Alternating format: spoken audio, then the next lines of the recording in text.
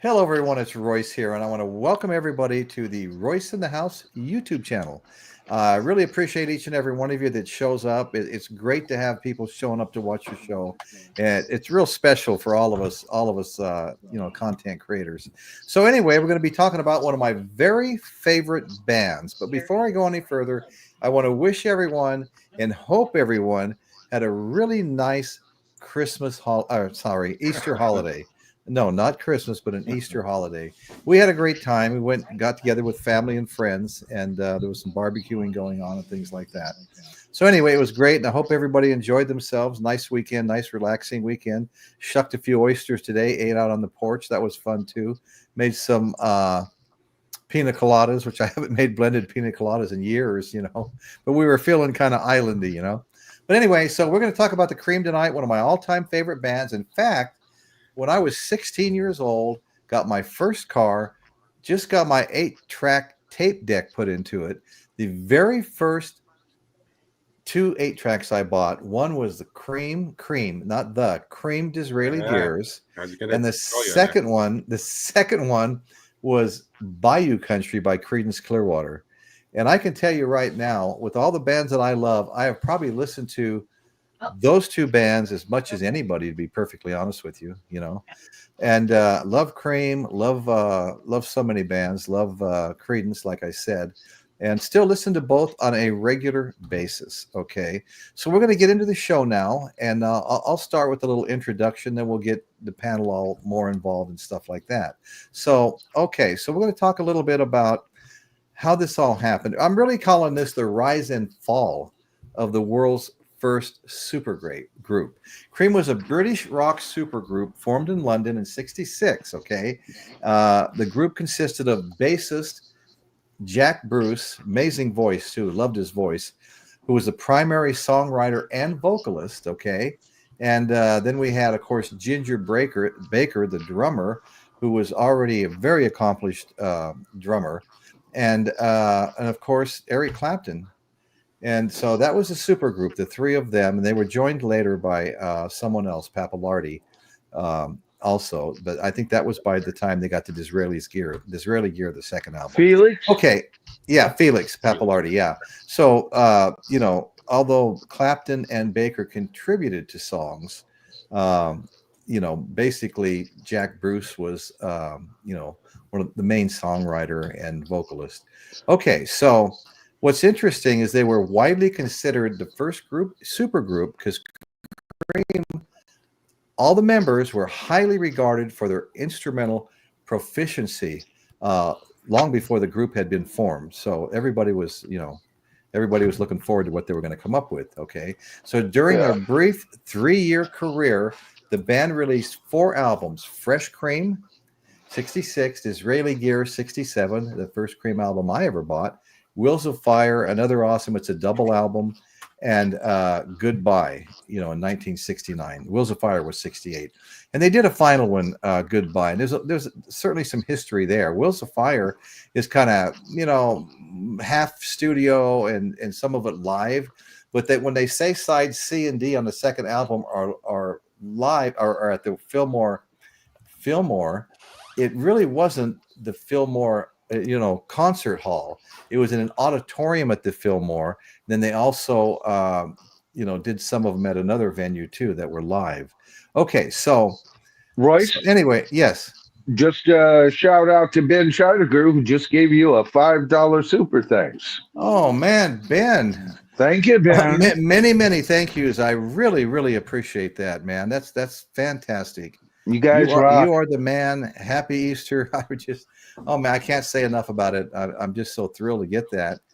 But anyway, so like you said, Michael, Felix Papalardi, and thank you for pointing that out, because sometimes You know what he says? He says, when I was 17 years old, I purchased Disraeli Gears on CD. I was the only one in my high school to carry around a portable CD player and listen is that to Cream. right? Well, that's Hey, you how were the I was. coolest kid in your school, and you might not have known it. That's all. Ben, I can't tell you how many thousands of hours, whatever vehicle I had that, 8-track way back when, then CDs later, and now of course vinyl as well. But I mean, I just love that album. I love the Cream. They are great, and it's really cool to hear you talk about, you know, you buying it at about the same age I bought it, you know. But okay, so during their brief 3-year career, the band released 4 albums. I mentioned those already. They were joined after the first album, beginning with this Rarely Gears. I'd already mentioned Felix Pappalardi, a multi-instrumentalist, joined the band. Okay, their music spanned the rock styles of, you know, such as blues rock, psychedelia, hard rock, throughout their career. And I even hear some metal there, guys. I mean, I don't know if anybody's going to agree with me, but there's some heavy riffing going on there, you know. Throughout their career, they sold more than 15 million records worldwide. I mean, for a 3-year career, that's amazing. The group's third album, Wheels of Fire, is the first platinum selling double album. They scored international hits with singles such as Sunshine of Your Life, White Room. They were just an amazing band. I mean, I think they kind of set the benchmark for all the people that came in behind them, because they were something else. Okay, what's interesting is in the final album, Goodbye. You know, we'll get into this a little later. I want to get to the panel for comments, but you know, when they did Goodbye, well, they were just going to break up. You know, Gingerbaker and Jack Bruce did not get along. Okay, I mean, there was serious infighting there, and that is what caused the breakup. That's what I mean by the rise and the fall of Cream. But what happened was they were all tasked, we're going to do one more album, and everybody has to bring one song. Well, the interesting part of that story is that one song that Eric Clapton did, he tapped his buddy George Harrison, you know, who you know, he had played on a song for George for. He tapped George Harrison to help write the song with him. And there's kind of a funny story, because they're sitting in a room writing the song, and they really I think they had the name Bridge. And Ringo had been drinking, was pretty lit, walked over and looked at it upside down and goes, "Oh, I see you got a title, Badge." And so they wound up naming the song Badge, not Bridge, which is what they'd originally written down. Yeah. And then somewhere along the line, they got stuck, and and Ringo was sitting over there drinking, and he yells something about a girl named Mabel. And they said, "That's it." So they used that for the line they couldn't come up with. But anyway, all right, Michael, let's hear some thoughts from you on Cream, and then we'll go around the horn to everybody. Yeah, it's interesting what you were saying in your intro there, Royce, when you said, "I hear metal." I just did a stream on this very subject where I covered a 1991 and a 1986 interview by Eric Clapton, where he actually they were asking him where did heavy metal start, and he said, he didn't even mention Black Sabbath. He said, actually, if you think about it, it could very well be with Cream. And he said, after that, after we were gone, the void, he said, voids, plural, needed to be filled. And he said, the way he saw it, Led Zeppelin would be the first heavy metal band, despite the fact that Led Zeppelin has always denied to ever be a heavy metal band. Yeah, and, right. And most Led Zeppelin fans would agree they're not quite heavy metal, but they can stand toe to toe with any heavy metal band any day of the year. So then we got into that whole idea. So what is heavy metal? And then we talked about a couple of things that are expected musically. All right. Now, I don't know how this is going to sound. How does this sound?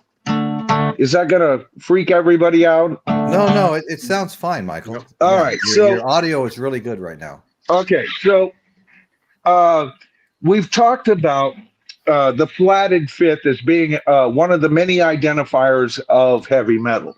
And now Black Sabbath probably, I think Black Sabbath's in the key of E, but they probably do a drop tuning of half a step. But basically you've got the root note, then you've got its octave. Oh, I'm way off. That's what I try to do when you've got it. Right? Yeah. All right. Those are the three notes, right? That's Sabbath right there. Right. So now when we're talking about it's the major scale where you go up and you go, you know, it's a, you know,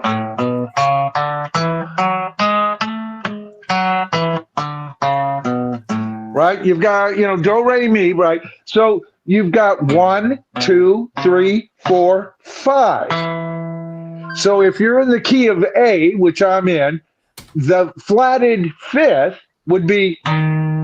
So now if we transposed Black Sabbath to the key of A, you now have this. Right? So now if you go to the key of D, the same thing happens. You've got this whole thing where you've got this.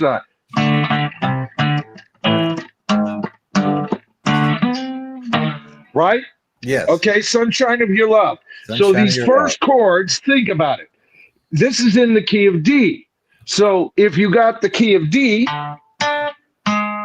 oh, there's that flatted fifth. What is that? Isn't that called the devil's note?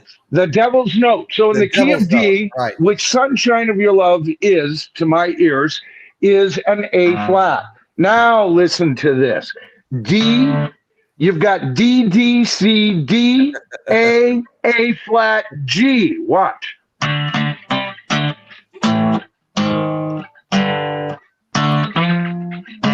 Right? Right. Okay. Right. So that is the flatted fifth, an identifier of heavy metal. Then you've got another progression on that same album by Cream where it's got, you know, this.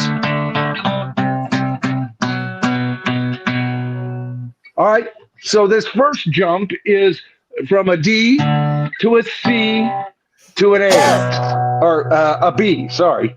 All right. But the difference from C or D to C, that's a whole step. But from C to B is a half step. And how many times have we heard riffs like, you know, where you're going.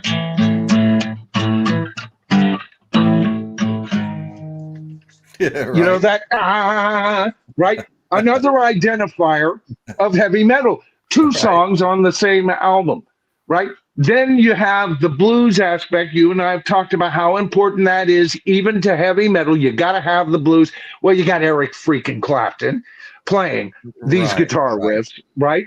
And then on top of everything else, they write songs that are that's just absolutely insane. How about this for a title? She Walks Like a Bearded Rainbow.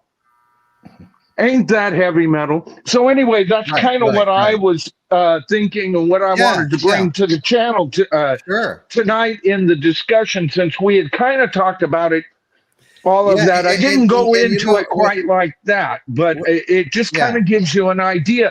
There are musical identifiers to all subgenres of music, and I hear almost all of those identifiers when I hear Cream. So I think they are proto heavy metal. That's the way I would identify it. I would identify that also. You know, I mean, when good. Like you said, Sunshine of Your Love, White Rooms, and how about Clapton playing Cocaine? Dun, dun, you know, I mean, all of those songs with the heavy distorted guitar, they all remind me of metal. You know, absolutely. She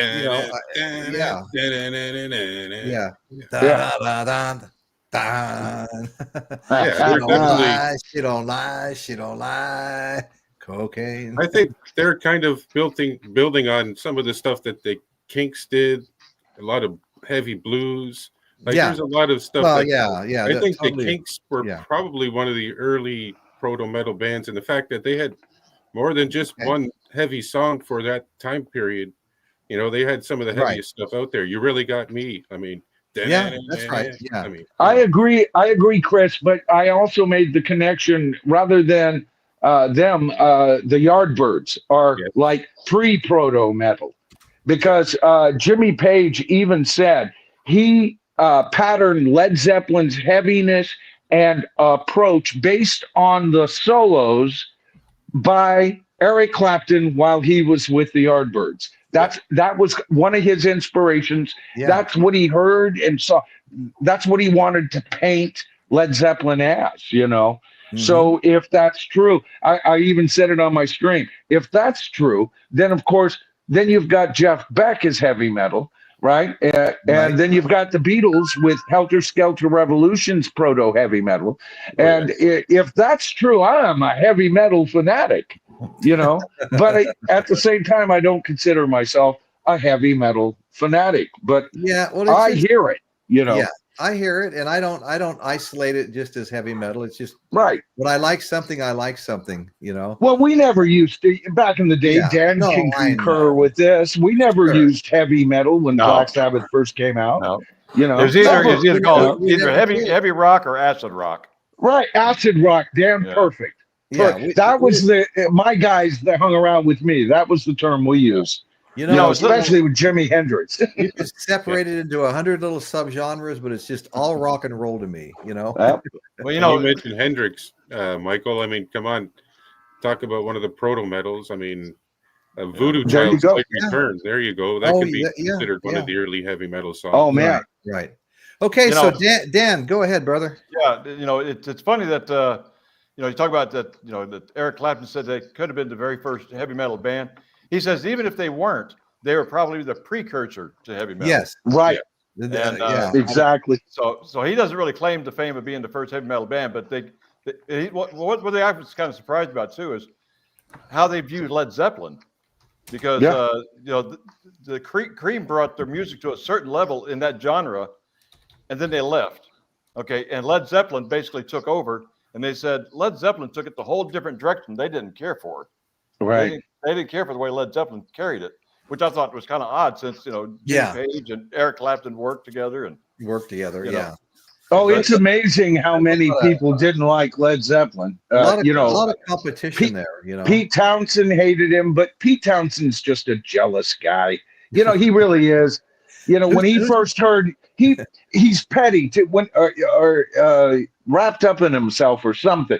When he first heard Jimi Hendrix, he went to Eric Clapton and he goes, "You and I are out of a job," as if Pete Townsend was ever on Eric Clapton's level. Yeah, you know. But that's the way you know Pete Townsend is, and of course, so this is one of his many hatreds over the years in interviews. Is I don't like Led Zeppelin. You know, of course you don't. You know, another thing was the way Ginger Baker. You know, they try to compare Ginger Baker to John Bonham. That's something you never wanted to ask Ginger Baker. Right. Ginger Baker didn't think too highly of John Bonham. He said. No, he thought he was the superior drummer, and I know a lot of people that would agree with that. I don't, but he said John Bonham had the technique, but he couldn't swing a sack of shit.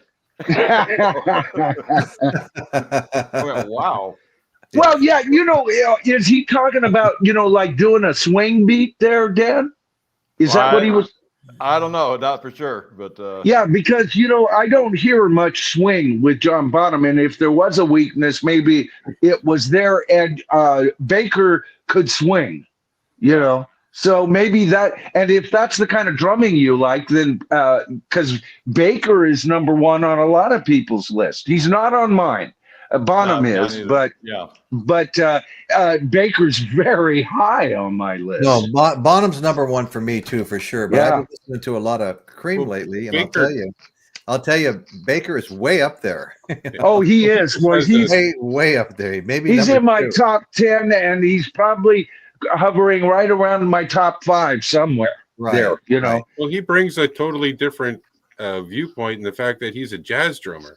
Right, exactly. Incorporating, he was one of the first rock jazz, maybe not the first, but certainly one of the, jazz influenced heavy rockers. Well, he was the first monster from that kind of subgenre approach.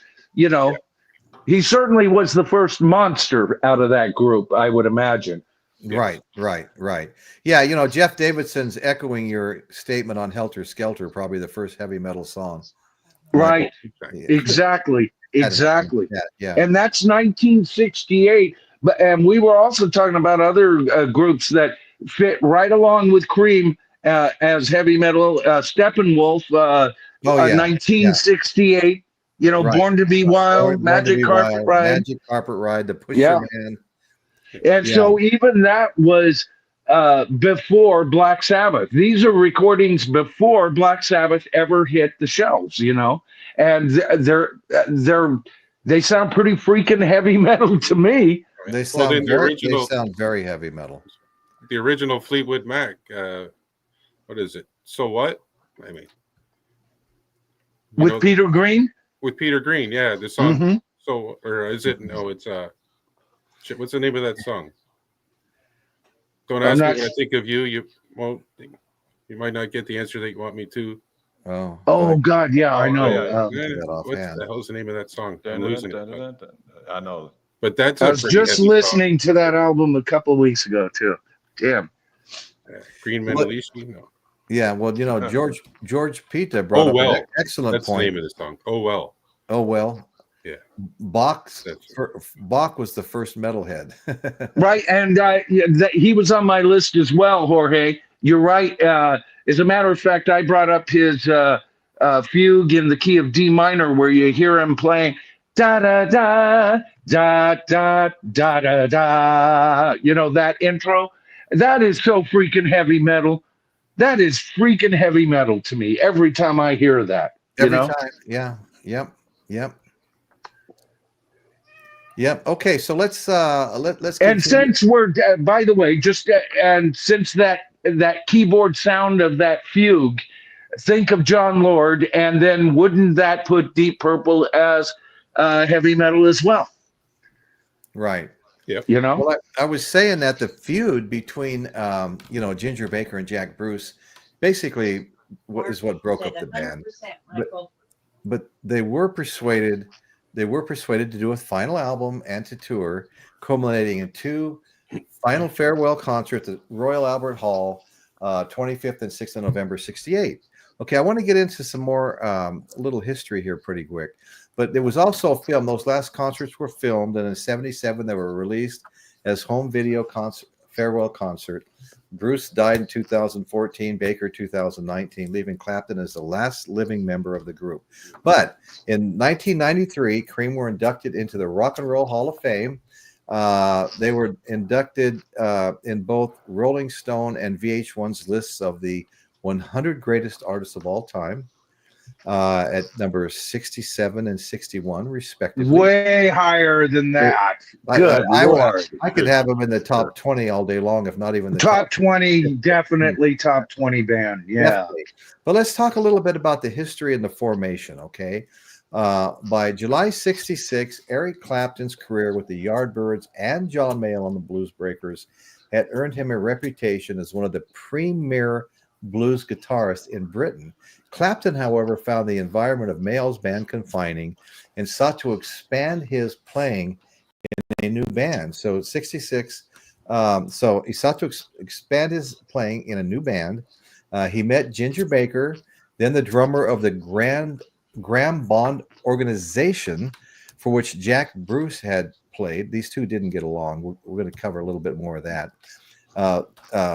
Let's see. So Jack Bruce had played bass guitar, harmonica, and piano in the Graham Bond organization, along with you know, Ginger Baker, of course, on drums. Okay. And he played all of those things very well. Yeah, no, he was a super talent. So yeah. Baker felt stifled in the Graham Bond organization and had grown tired of Graham Bond's drug addiction and bouts of mental instability. So he said, I'd always liked, Clapton explained, I'd always liked Ginger. Ginger had come to see me play with the Blues Breakers. After the gig, he drove me back to London in his Rover. I was very impressed with his car and driving. He was telling me that he wanted to start a band, and I had been thinking about it too. So each was impressed with each other's playing abilities, prompting Baker to ask Clapton to join his new band, then unnamed. Okay, then unnamed. Clapton immediately agreed on the condition that Baker hire Jack Bruce, who had joined Manfred Mann since leaving Graham Bond as the group's bassist. According to Clapton, Baker was so surprised at the suggestion he almost crashed the car. Clapton had met Bruce. Let's see, when the bassist vocalist barely played with the Blues Breakers in November of '65. The two had also recorded together as part of an ad hoc group dubbed Powerhouse, which also included Steve Winwood, love Steve Winwood, and Paul Jones. Impressed with Bruce's vocals and technical prowess, Clapton First Felix, now Steve Winwood. yeah, right.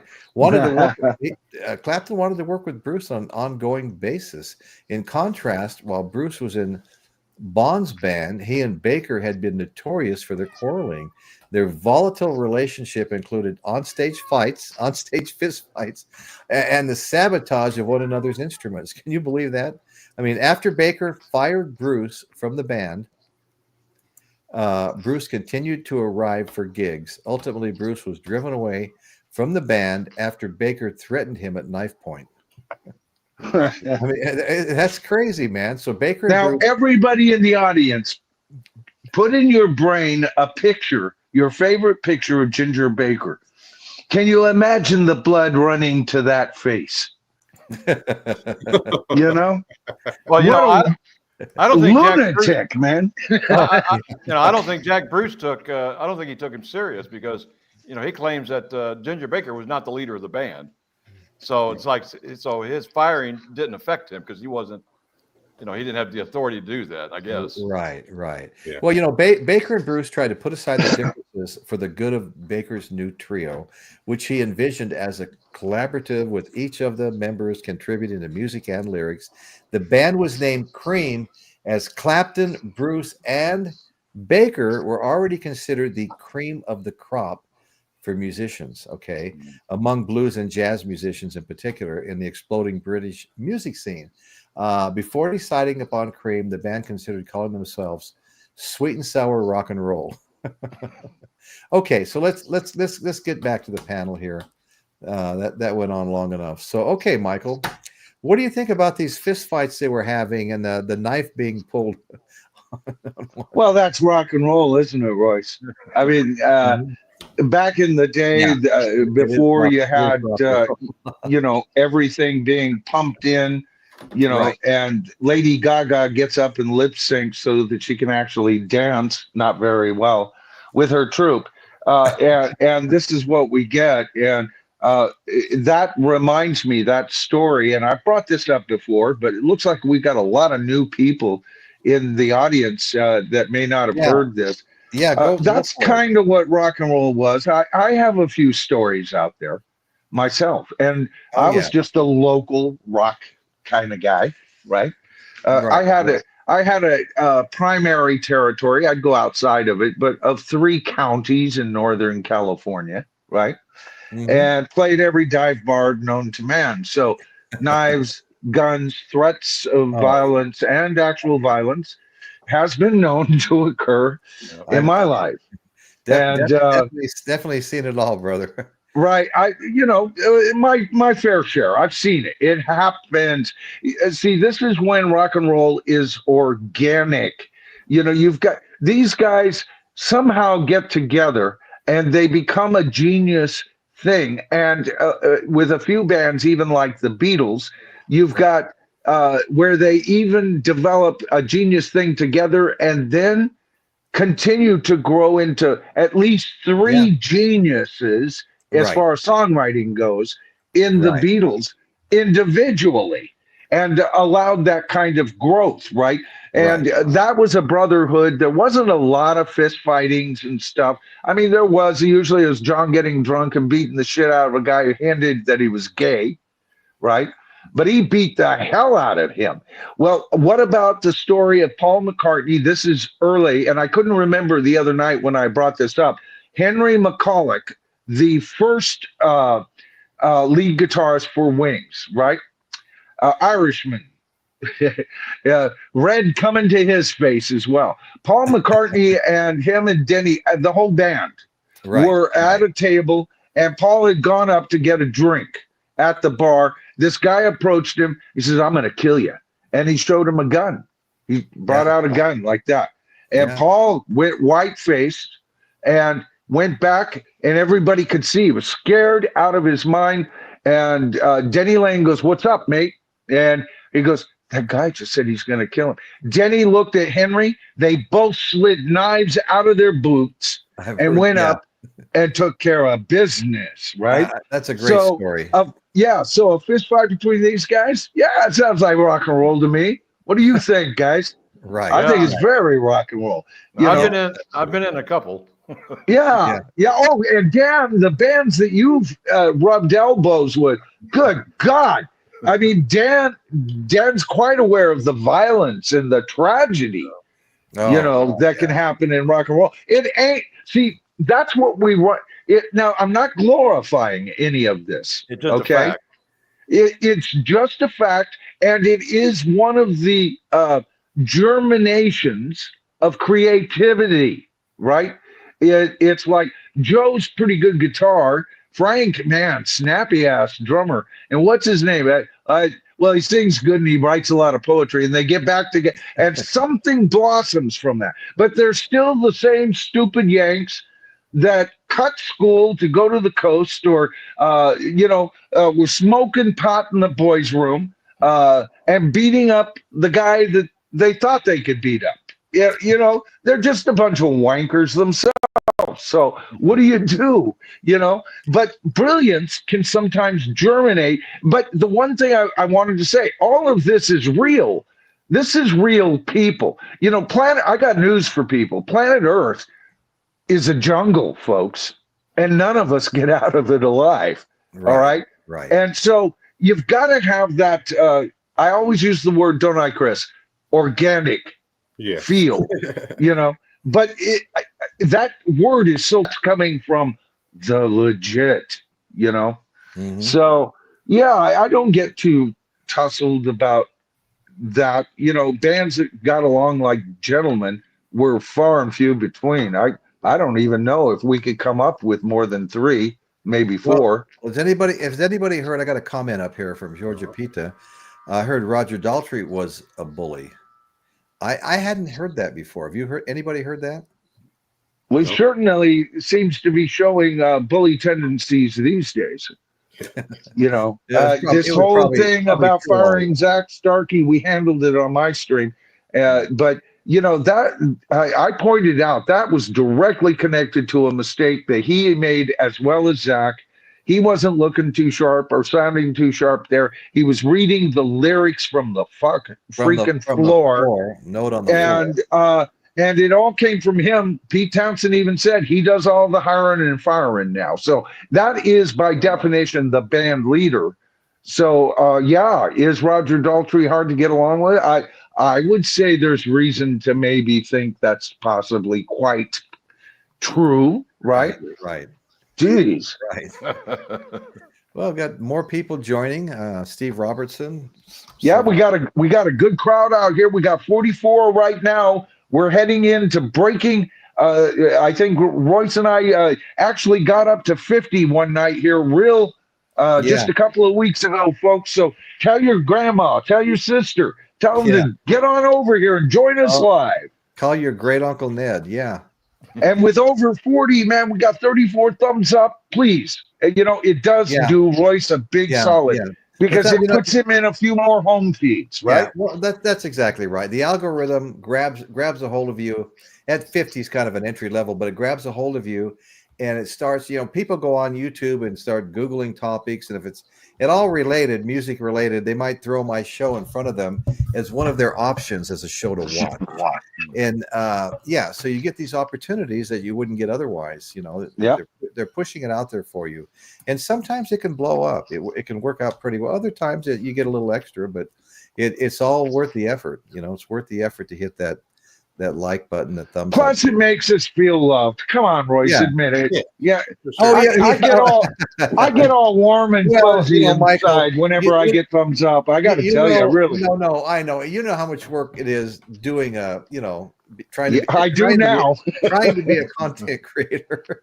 Well, I thought you were going to say how much work it takes to stream, because ever since I started streaming, I have found out the hard part is your job, the one you have tonight. On your show, I can just sit here and be myself, you know. But you know, when I'm streaming, man, this is all based on whatever I've looked up and come up with, and a theory I've concocted, and I got to stay true to it. Oh, That's Jesus. right. I collapsed the next day, you know. Well, we put time in, and so it's awesome when, you know, people hit the thumbs up. Oh yeah, we love it. Coming to the show, you know, trumps all. We really appreciate everybody coming and watching the show, and the participation with the comments is amazing. There we go. We got more stuff for Michael here. Okay. More fuel for Michael's fire. Okay, go for it. Because as I pointed out, Nick Logan and Bob Windefin of New Musical Express are the authors of this book, right? So that says, in theory, Cream were the first supergroup predating Blind Faith. In fact, when the band formed, only Clapton had any kind of sizable reputation, and it took success in the US and the UK to get attention. Bruce and Baker were previously in Graham Bond Organization, a group whose virtuoso, in quotes they put, feature format inherited by Cream once they recruited Eric Clapton from the John Mayall and the Yardbirds. That's what they make it sound like. Well, yeah, and Clapton wasn't really known at that point in America. It was really a big thing in the UK. People were writing Clapton as God on the walls and, you know, in the alleys and stuff. Well, according to Clapton, Cream was originally planned as a blues trio, like Buddy Guy with the rhythm section. However, the first album released after their first major debut appearance at the Windsor Festival in 1966 revealed an outfit strident on blues-based numbers and a little bit of pop. Nice. Wow. And there's more to go on, but I'll just keep filtering in as we go. Yeah. Right on. That sounds great. Yeah. So let's see. Where were we? We're just talking about, you know, the band, how they got well, you together. were asking about, you know, like the violence and everything. We really haven't heard from Dan. Dan's got a few tales. Dan's got some pretty violent tales. Yeah. Go ahead, Dan. Share some stories with us. Well, I mean, I used to manage a band, probably about almost 10 years, I guess, back in the 90s. And we were doing a little gig over in Fort Worth. And, you know, we had some guests that came in for us, you know, and suddenly during the middle of the night, a bunch of bikers came in and they decided they were going to be security, like security was for the Rolling Stones. Yeah, the Rolling Stones, their free concert, and, So once the show was over with, I'm up on stage, I'm wrapping up some microphone cords, and I hear a scuffle going on behind me. I turn around and these bikers got somebody on the ground. They're just kicking the hell out of this guy. Yeah. So I walk up to see who it is. It was one of our guests. So I grabbed this biker and I grabbed him and said, "Hey, he's with the band." He pushed me backwards. I said, "No." Next thing I know, I had him in a headlock, flipped him over onto the stage. Next thing, it was an all-out bar fight. There were chairs flying. Oh my God. And then when it was next thing I knew, you know, the fight kind of broke up. The bikers on one side of the wall, we're all on the other side of the wall, right? And the bikers left. And immediately we all started checking to make sure none of us had been stabbed. I mean, well, I'm telling you, I've been in some crazy situations myself. Hey, Michael, let me ask you: have you ever gone to the Sacramento Delta boating and stuff? No, I haven't. Okay, well, there's this bar on this little island called Lost Isle, and we walked in there one night, and it looked a little crazy. People were kind of hair all messed up and stuff like that. And apparently there was a wedding party with the big houseboat, 2-story houseboat outside. And they came in all drunk and just started fighting with everybody. So we're sitting there talking, and they walked back in. The whole group had gotten kicked out, and they walked back in. You got some guy up there at the bar, big guy, you know, his tank top tied in a knot that could have been ripped off of him, and all this stuff. And they're just staring at people wanting to start a fight again. And all of a sudden I had to go, the bathroom was outside. You had to go outside the back door and walk down a little ramp to get to the bathroom. And I'm in there, and I can still hear the girl and her father. He had the music machine, and she sang, you know, but I started hearing some banging and stuff. I go, no, it can't be. I can still hear her singing. So I walk back up and I open the door, this back screen door, and somebody rolls out, almost knocks me over. They're like somersaulting out the door. And I look in there, and there's this huge pile on top of one guy, and they're just beating the hell out of him. And I'm like, what the hell's going on? And so me and Tim started jumping in there and pulling guys off him in case it was one of our friends. And Tim looks up and he goes, Royce? I go, Tim? And he goes, I thought that was you down there because I knew you'd gone this way. That was the only reason he was in there throwing people off the pile, and I was only throwing people off the pile because I saw him doing it. Oh, God.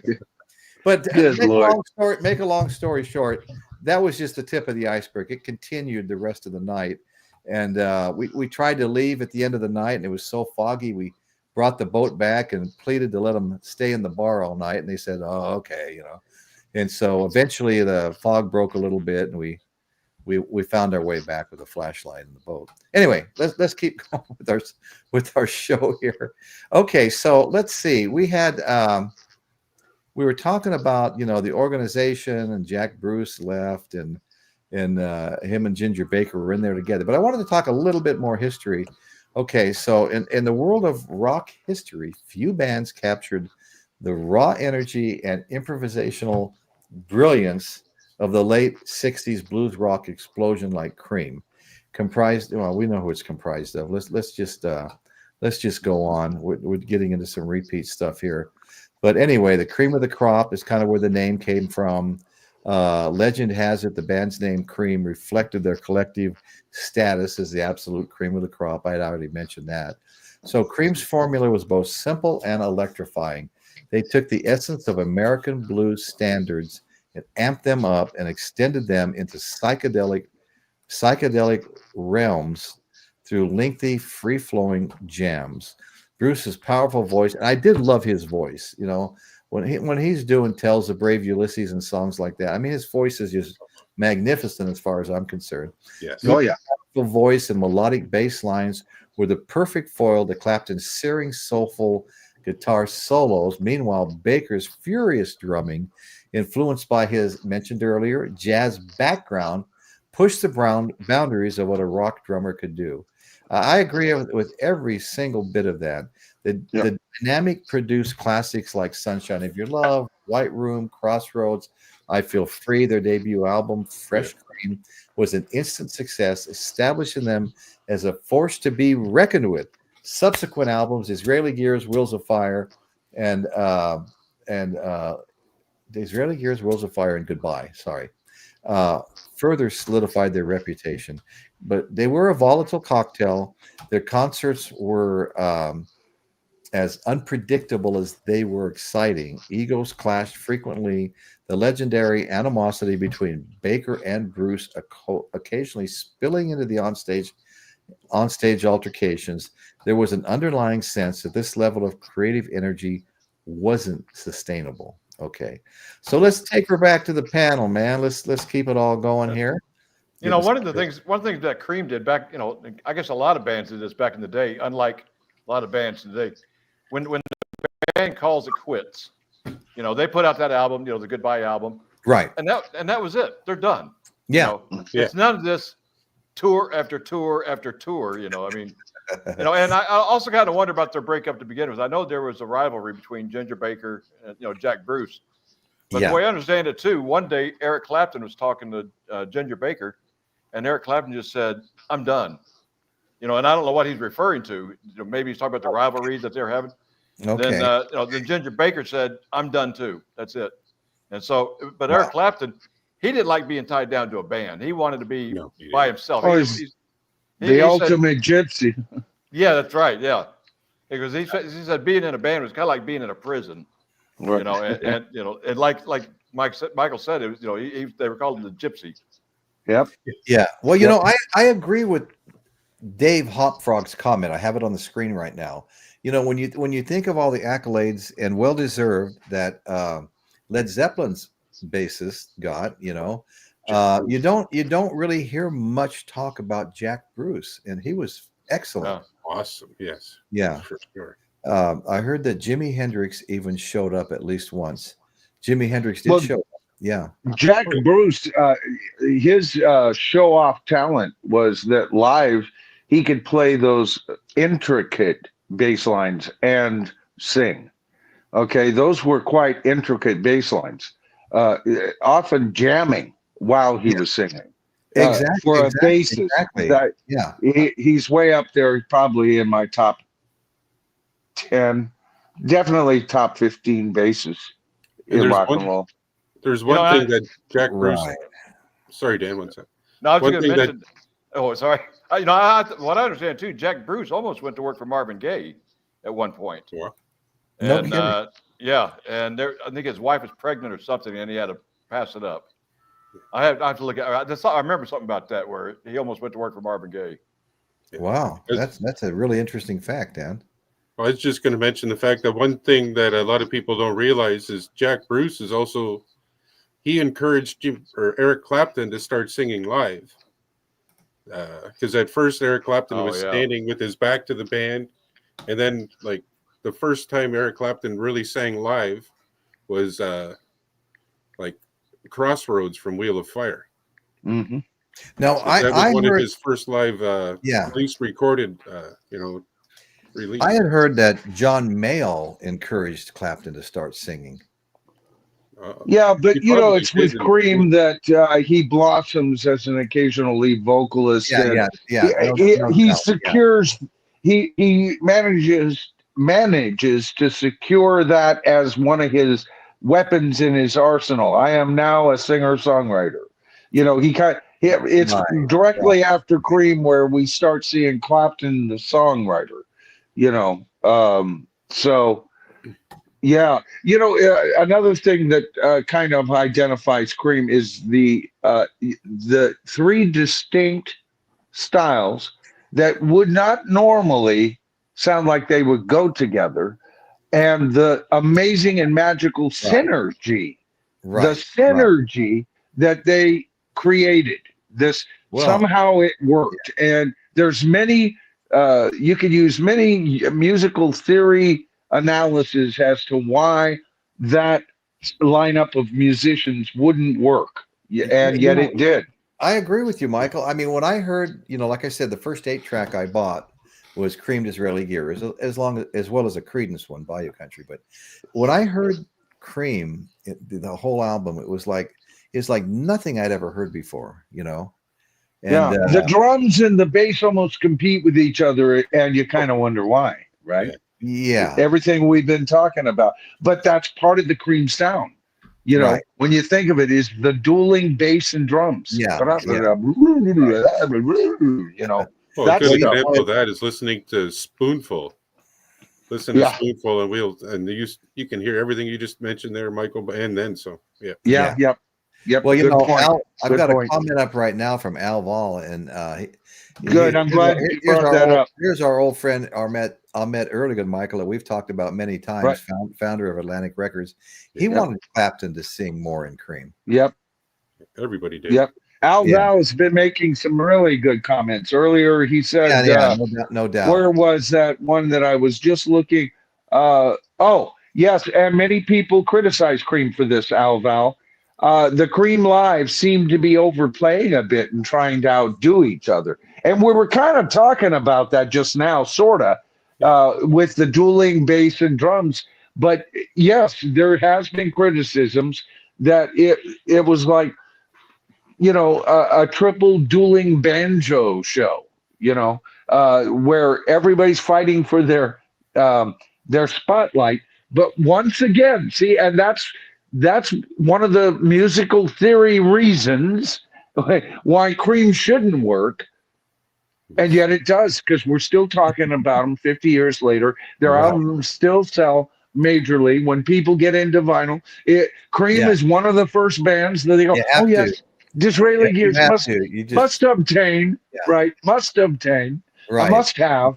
So somehow it worked. You know? I actually have the album cover of the first Disraeli Gears I bought, but there's no album in it. You know? Yeah. It's pretty beat up, but I still haven't got a Cream. I still haven't got a Cream album, Royce, but it's in my near radar. Disraeli is the first one I want to get, of course. Yeah, I sure would love to find it. I don't think it ever came out on vinyl, but I let it go with my CDs. I had Clapton's Crossroads box set back in the day. I would love to get something on that. I'd like to get it on vinyl, but I don't know if it was that ever released on vinyl? Does anybody know on the panel or out in the re-released on vinyl or something like that? You know, because when I bought it, it was new, and that was the era of CDs primarily. Yeah. And I just don't know if it got a release at all or a real small release. I'd love to get it on vinyl, though. Crossroads. Because that's such a good overall view of Clapton, the guitar player and singer-songwriter. You know, you brought up, Michael, you brought up CDs, so I've got to get this out. It's hard to see because of the ring light, but what it says in the margin over here is Rarities Edition, Essential Collector's Tracks. And what you have here, and I've got to read some of this, okay? You've got mono and stereo mixes, okay? You've got Disraeli's Gears mono version, Strange Brew, Sunshine of Your Love, World of Rain, Dance the Night Away, Blue Condition, Tales of Brave Ulysses. I love those songs. Swalber. Is that how you say it? Swalber? SWLABR? I don't think I've ever heard anybody else pronounce it. We're Going Wrong, Outside Woman Blues, Take It Back. That's what's it's just initials, right? Yes. Yeah. Yeah, that's how she walks like a bearded rainbow. Oh, okay, yeah. Yeah. Okay. She walks like a bearded rainbow. Then later, Jack Bruce says, actually, that was a misprint. It was supposed to be titled "She Was a Bearded Rainbow." Well, thank you for straightening that out for me. I really appreciate it. But okay, then we go on to Disraeli Gear's outtakes in mono, Lottie Mama and Blue Condition. And then we got Disraeli Gear's demos stereo. These are stereo. We're Going Wrong, Hey Now Princess, She Walks Like that again. Weird of Hermiston, the Clear Out. Then Disraeli Gear's outtakes in stereo, Lottie Mama and Blue Condition. So it's a really cool album. There's a bunch of pictures of the guys, on the Royce, we're gonna bring you into the light right now. Say it with me. She walks like a bearded rainbow. She walks like a bearded rainbow. Welcome to the tribe. Brother, after tonight, you'll never forget that. She walks like a bearded rainbow. No, I will never. She walks like a freaking bearded rainbow. I can't wait to teach that to somebody as well. How acid rock is that, people? How freaking acid rock is it? Hey, man, she walks like a bearded rainbow. And the moon just started rotating to the right. No, it's rotating to the left, man. So I thought I'd show this. Dan's been there. You just the cream of Clapton, okay? And it's just loaded with great songs, from his days with Cream. I Feel Free, Sunshine of Your Love, White Rooms, Crossroads, Badge, Presence of the Lord, Blues Power, After Midnight, Let It Rain, Bell Bottom Blues, Layla, I Shot the Sheriff. It just goes on and on. Cocaine, I Can't Stand. You know what? I Shot the Sheriff. I was listening to his version for the first time on the radio. It came on my classic rock radio day before yesterday. I cranked it up. And you know what? Over the years, as I had got to know... the guy that wrote it, I Shot the Sheriff. Bob Marley, thank you. I've come to really appreciate Bob Marley's version over Clapton's until I heard it the other day, and I go, you know what? This version is freaking good. I Shot the Sheriff, and man, Bob Marley should be still thanking Eric Clapton from heaven for that, because that song, that release, everybody goes, oh, he's ripping off, Marley, man, and he's taking it off the islands, man. I know. And he got all kinds of shit for it. But you know what? Bob Marley shortly thereafter became a household name, didn't he? Yeah. Well, and that's what happens. That's exactly what happens. Look at the old American blues artists that we weren't paying any attention to over here. Right. the English, budding rockers loved them, started covering them. Yeah. And yes, they did wind up paying some royalties on a lot of it, but it brought them into greater prominence, the American blues artists, than it ever had before, and they made them more successful. So everybody benefited. Right. But you know what? It's also, I talked about organic, and Chris is going to punch me. You bring something organic one more time. But I often thought once I heard Marley, because it's more jagged, right? It's more syncopated, and he's got the accent, man, and so you fall in love with that. And then you become a Marley fan, and you just fall in love with all Buffalo Soldiers. Oh yeah, I'm right there with you, brother. I love Marley. We should do a freaking show on Bob Marley. But anyway, I will gladly do another one. Yeah, but here's the deal with Eric Clapton. Yes, it's more highly produced, but it's got that, sorry, Chris, organic feel. I always thought of it as being very Hollywood sounding. There's the true Marley version, and then the pansy ass version of Clapton. And then but that's not what I felt about it when it came out. I bought 431 Ocean Boulevard for that song. After hearing that song on the radio, that's why I bought that album, right? And so when you hear it, but then you get introduced to the hyper organic Marley, and then it kind of you tend to poo-poo it. But I just heard it with fresh ears, folks. It's magnificent. What a great freaking version of that song. It is a great version. Hey guys, check out this comment from Dwayne Wolotica. Disraeli gears was supposed to be derailleur gears, but somehow someone misspoke. Gingerbaker was also a cyclist at one point. Well, you know what? That sounds so weird that it has to be true. Exactly. And this is a case. I'll say this. This is a case where if this is indeed true, the mistake was better than the original, because Disraeli almost gives it.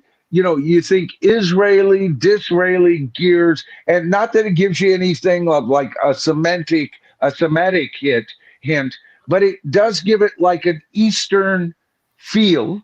It's an Eastern kind of sounding word, and acid rock, psychedelic rock, right in the freaking middle of that. Right. Disraeli works. Okay, it works perfectly. Let me get one thing out here real quick. Dawson Walters is out there in the chat. He says we're 5 likes shy of the 50 thumbs up likes. Yeah, and I want to make my one-time impassioned plea tonight. If you're not already a subscriber to my Royce in the House channel, please consider hitting that subscribe button and the notification bell so you'll get a one-time notification when a new show's coming out. Appreciate everybody subscribing up, and it helps the show a lot. We continue to grow and just become a little more prominent. So thank you all so much. It's a little reward, for what we do and the time we spend doing it, is getting more subscribers. And when you do so, you'll be notified of all of his future videos. That's right. That's the notification bell does for you.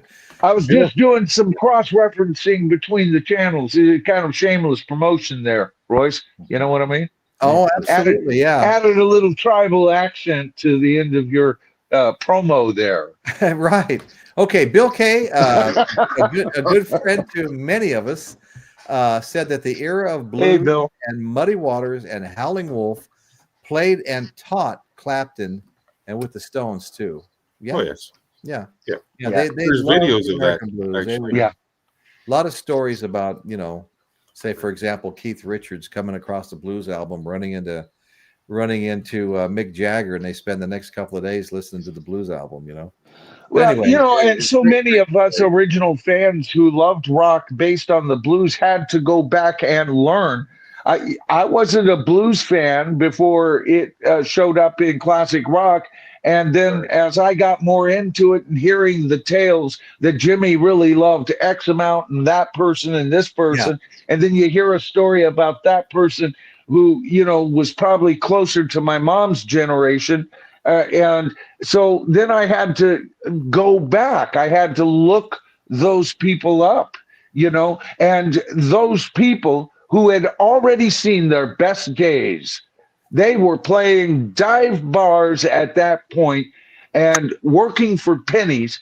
But with that kind of exposure, most of them were grateful for the exposure that classic rock gave them, because many of them got a second career and died not ultra wealthy, but well enough off. Yeah. They didn't die in poverty, which is where they were going before we started hearing about who Jeff Beck thought was a great guitarist. And you hear about Buddy Guy, or you know what I'm saying? Who's this Buddy Guy guy?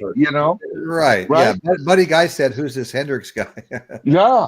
Anyway, right. I got to give a shout out to George Pita. He said, "I'm subscribed, Royce." Sweet. Thank you so much. I really appreciate you subscribing. I'm going to jump in here a little bit if you guys don't mind. Okay, go ahead. Okay. And one thing about Cream, and I don't know if it's true or not, but I've heard that John Bonham, to some degree, based Moby Dick off of, if I get this right. Oh, really? His, what is it? Toad, Gingerbaker's Toad, his drum solo. Oh, I'll have to compare of them. an inspiration. Yeah, I need to hear that. Yeah, the Moby Dick. Do you know? I'll have to compare that. I wasn't aware that was a thing. Well, I don't know if it's true. I read it a couple different places, so I assumed it to be somewhat true. And do you have any idea where the song "Toad" is? Is that on a Cream album? It's the last song of Wheels of Fire.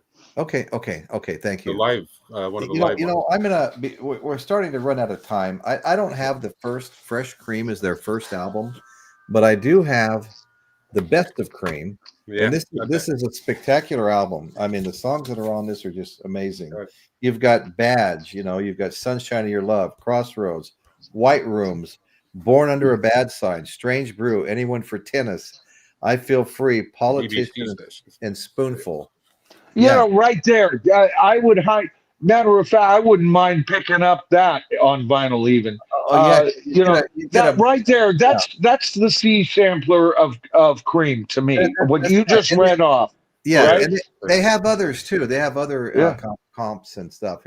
But that's a damn good comp to my ears. Oh, there wasn't a song on there I'm not aware of, No, they're all just like, oh yeah. All the songs you love. And I mean, here's Wheels of Fire, as I was saying. Yep. It's a double album set. The first album is studio. And put yourself up large so that folks can get an idea of the artwork, just in case we have some newbies out there looking for some good Cream content, Okay, here's Cream, Wheels of Fire.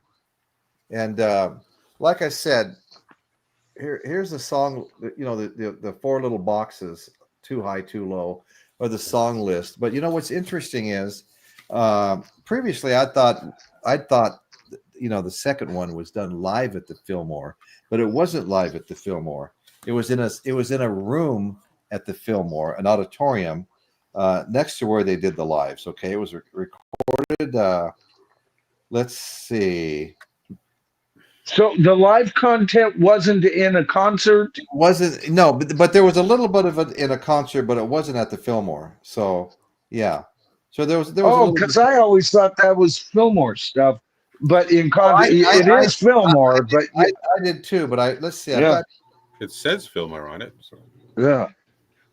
But maybe that's the sub note on it all. In an auditorium. I think I have a note here. I'm gonna have to turn my phone on to get it back up. But okay. So anyway, guys, the other album, of course, is the one that they decided they were already going to break the band up, but it was Cream Goodbye, and this is the one where I talked about Eric Clapton and George Harrison working together with Ringo in the room. Whenever they got stuck calling out something that they said, good idea, Ringo, and they wrote it down. So I thought that was pretty hilarious. But this is a cool album too. It's got some great stuff on it. I'm So Glad, Politician, Sitting on Top of the World, Badge. That's the song I'm talking about with Clapton and Harrison and Ringo in the room. Doing That Scrapyard Thing, What a Bring Down. So anyway, that was their That was their final album together. So let's see if I've got that note on the Fillmore East thing. Come on, baby, come on. Let's do this. Hey, Royce, while you do that, can I show off one of the albums I got? Absolutely, go for it, man. You'd have to put me on the screen, though, brother. Oh, I knew I had to do something. I just didn't know what it was. But it's one of the newer releases they got. It's BBC Sessions. Oh, okay. It's got another really cool picture of him there. Oh, I like that shot. Yeah. Yeah. But the tracks on it, there's 26 tracks, all live in the BBC studios. Like from Sweet Wine, Wrapping Paper, to Crossroads, Train Time, Lottie Mata, or Mama, I Feel Free, NSU, Strange Brew, Politician, Sunshine of Your Love, Outside Woman Blues, Born Under a Bad Sign. They're all on here. And it's because I've heard people complain about the live albums, how they sound almost like they were fixed up in a studio or whatever. Right. This is all straight live. There's no yeah, the BBC are real straight up about that. Yeah. So I just wanted to show that. I mean, that'd be one I I'd be interested in getting as well. Yeah. There's another best of. Oh, good. And that one's got 20 different songs on it. But nice. There's several comps out there. Yeah.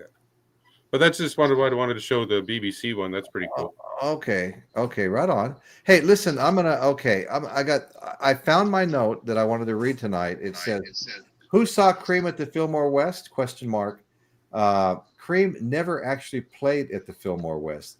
They did play and record at the Fillmore Auditorium in a different room, different location, and they also did some live stuff at Winterland that supposedly is on that album too. So this wasn't like an in concert; it was in an auditorium at the Fillmore. Yeah, you know what? Recordings from Winterland to me is just as solid as a Fillmore recording. You know, Winterland was I went there all the freaking time. Oh, Winterland was a great freaking venue. Yes. Oh God, loved Winterland. Privacy notice has been updated. Okay. All right. Thank you, ma'am. Yeah, thank you, ma'am. Okay. All right. I just read too that when Cream played out there, Fillmore West didn't even exist then. Okay. but it says first and foremost, the Cream never played at Fillmore West. It did not exist yet. Secondly, I've seen uploads of the March 10th Winterland gigs dated as March 3rd, when in reality Cream played at the Fillmore Auditorium in San Francisco on March 3rd. So it's the Fillmore, but it's not the Fillmore West. Yeah. But see, I always assumed it was Fillmore West. I did too. I found that note. Yep, didn't know that. Yep. Thank you, Dan. Yep, that's new information to me, man. Yeah. I'm glad for it. I just want to say this would be like a kind of a closing statement for me. I absolutely Can I throw a quick one in there before you do that, Royce? Yeah, go ahead. Just before you finish that, I don't mean to cut you off, but go ahead. It's just again some more information from the book here. It says between 1967 and 1969, every single Cream album sold over 1 million albums, over 1 million units. Wow. Yeah. And then the final one, I'm just going to cut it down here, and this one's for you, Michael. It says when they're wrapping up their story about Cream in here, it says, in retrospect, Cream were arguably overrated as a group. Nevertheless, they were responsible for opening up totally new areas in live performance, creating half a dozen classic tracks in the process, and spawning whole waves of subsequent imitators. Well, what a yin-yang statement. What a yin-yang statement. I absolutely disagree. They were overrated. Absolutely. Okay, so they're overrated, and then he concludes. Now you see, I can smell snake oil a mile away, Royce. I'll tell you. Okay, so they're overrated, and then he concludes his argument by saying, and recognizing the many different influences that they had on what this individual would consider to be really great bands and artists. So bullshit, man. Bullshit. You can't have your cake and eat it too, youngster. Sorry. It just don't work that way, you know? So yeah, okay, right on. I was just gonna say that I love the cream, sorry. Yes. I got over saying the first. It was a Freudian slip. So I love Cream, one of my favorite bands. I rank them very, very high. And when I saw those two, entities that were ranking them in the 60s, 64, 67 out of the top 100, I thought that's crazy.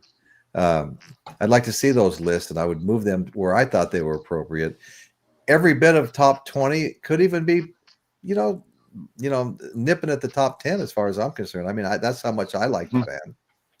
I agree with Val's comment here, where he says, "I'm going to say the Jeff Beck group with Rod Stewart was another early example of heavy rock influence." I agree. Yeah, no, I agree with that. Yeah, totally, totally, absolutely. Good point, Al. Yeah. Okay, this is a little off point, but what about the band Mountain? Would you consider them proto metal? Like Mississippi Queen or stuff like they were in '69 when all that came out. So I don't think like they sound that Queen, metal. like I mean, that. it was good rock. I like those songs. I hear a lot of metal with Mississippi Queen. I'd have to hear the discography again, make an assessment from that. But Mississippi Queen is that's as if you hard and heavy as any other track on planet Earth. If you don't have any of their music, you're not going to hear it very much because it doesn't get a lot of play. No. Well, see, that's the problem with corporate rock radio these days. They have a playlist, and thou shalt not enter that playlist unless they have a political reason or anything. Do you notice that your favorite bands, if they put out an album, or better yet, if they go on tour, you haven't heard a song from them all year long, and all of a sudden they're playing half a dozen of songs of that particular person. I'll give you an example right now. All of a sudden, rock radio is playing the hell out of The Who. And why? Because that's one of the hottest news stories out right now. This firing of Zach Starkey and everything. Look at people who have done videos on that, and small channels getting 17,000 views, large channels getting over 1 million views, right? Just covering that story. All of a sudden, I mean, we always get like maybe the most famous live track from Live at Leeds. We get we get the 3 hits that you hear most of the time off Who's Next, and after midnight you might hear just because the DJ is more live, you might hear like Boris the Spider put in there once or twice a year, but they don't play the bands that they when was the last time you heard Traffic on the radio? Never. Yeah. Well, I hear it on actually. XM. Yeah. Now see, that's more human control, though, Dan, and probably the future of radio. But not everybody can afford the cost of that, and or don't bother with it because it hasn't. They've been brainwashed. It's like, and the softer rock stations are just as guilty about kind of honoring time periods that are hot with movies now. When Stranger Things came out, all of a sudden the softer AM kind of radio sounding, they're all FM now, but they handle the more pop stuff. You're going to hear a whole lot more of like a blend of the OJs along with the Beatles. They're actually still playing the Beatles. A lot of your classic rock radio stations right now very rarely play the Beatles. No, that's right. Yeah. Well, let me Piccolina's got a question here. I just thought I'd ask the panel. Does anybody have Fresh Cream, their first album? I don't have it. I'm still looking to catch my first one. So yeah. Okay. Oh yeah, there it is. Yeah. Okay. There you go. Yeah. And that was a good album too.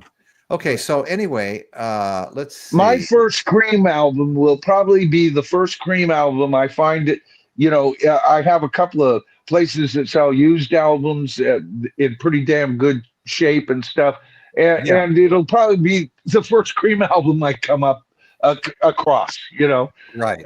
I mean, they're all good for the most part. They're all good, so. Yeah, Winslow Red Cross, you're right. Mississippi Queen's a pretty heavy song. I like it. I've always liked it. Yeah. Okay, so anyway, so like I said, I think that's a good point. 1969 beat Black Sabbath by a year. So there you go. That's interesting. Cake sounds good right now. Okay. Did you have to remind me I have some? Oh. Okay, so anyway, guys, so let's hear. Hey, Michael, I have to ask you this. When you were talking and you were talking about the Who, what's in the news, did you change your show? What you were going to do tonight? I thought so. I read something else, and then all of a sudden I saw a new title. So right. Well, my stream was going to be on the Liars Club, called 40 rockers that just refuse to say goodbye. Never-ending tours that keep popping up, and I'll be doing that tomorrow night at 5 o'clock. Oh, I got you. So what I did was I felt the Who story was more timely, and I had promised the Liars Club to one of my viewers. I even pinned his comment on my last stream saying, "Your wish is my command." So the one I will be doing tomorrow night, I'm doing it tomorrow night. So that's back-to-back streaming for me. I don't know how I'm going to survive it. But that was based on the fact that I set a goal of 3 super thanks. That's kind of how you have to, financially support your channels these days. And I said, if you do that, I'll do this instead of streaming that on Thursday. I'll stream it tomorrow. So tomorrow, 5 p.m. Pacific Standard Time, and we'll be talking about a lot of things, including some more of this story on the Who, which seems to be rocking everybody's world for some. Okay, I want to give a shout out to Breakfast King of Loyola. Hey, Breakfast. Join the show, and I appreciate him doing so. Thank you so much, brother. Good to see you here. We see him out in the chat, out and about. Rick's on out there. Many channels. Caitlin's still out there. Rain Blaze is still out there. Pickling to the Cat is still out. There's a lot of people still on. I am Hop Frog Dave. Would have been nice to have Dave up tonight too. Anyway, guys, so Michael, we'll just go around for some closing comments. I think I've made mine already, but go ahead. I just want to say one more time, if there's anybody out there that has not yet subscribed or not yet hit the thumbs up button, please do both. You're running out of time. Thanks so much. Go ahead. Okay, my final analysis in it is I've actually, I've been known to change my mind. And I, on my original deal, as far as Cream and what I thought about them and what I talked about on the guitar tonight and the elements and everything, rather than calling them proto-heavy metal, if you've got to have heavy metal, then you're not going to include influences like Bach and people back there that didn't quite have the sound, I would say Cream, officially tonight, Cream was the first heavy metal band, to my ears. They just cover too many of the identifying points, plain and simple. Yeah. The music was just okay. Go ahead, Chris. Thank you, Michael. I have to agree with Michael what you just said. Like, I've always found the song "Politician" that always struck me as one of the heaviest ones that I heard when I was listening to my dad's and my cousin's radio or album collection when I was a kid. That was one of the songs that I always gravitated to. Nice. That, and like I mentioned earlier, the improvisation and Clapton's guitar, changing guitar solos in Spoonful. That's another one, just good blues song, but it's got a lot of heavy metal stuff in it. Well said, and some very nice specific examples, Chris. I Exactly. concur. Very, very well done. Yeah.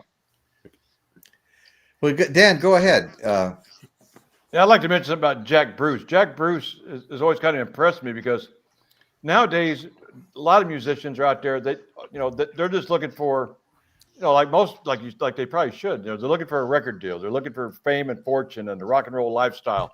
Right. Jack Bruce wasn't really like that. He didn't go seeking any of that. He said it just happened, and it's not like he actually planned anything. It just he was good, knew the right people. He was good. He got He didn't seek it out. It just happened, and you got to say he was organic. Yeah. Sorry, Chris. I'm not sure where you got that from, Michael. I've never really had an issue with that. I think No. Yeah, no. Yeah, you were teasing me one night about it. No bad feelings here. I was just teasing you back a little bit. That's all, brother. No, That's I couldn't remember, but now you mention it, I do remember. Yes. Yeah. And it is, I use it pretty freeform without stopping to explain what organic is to me.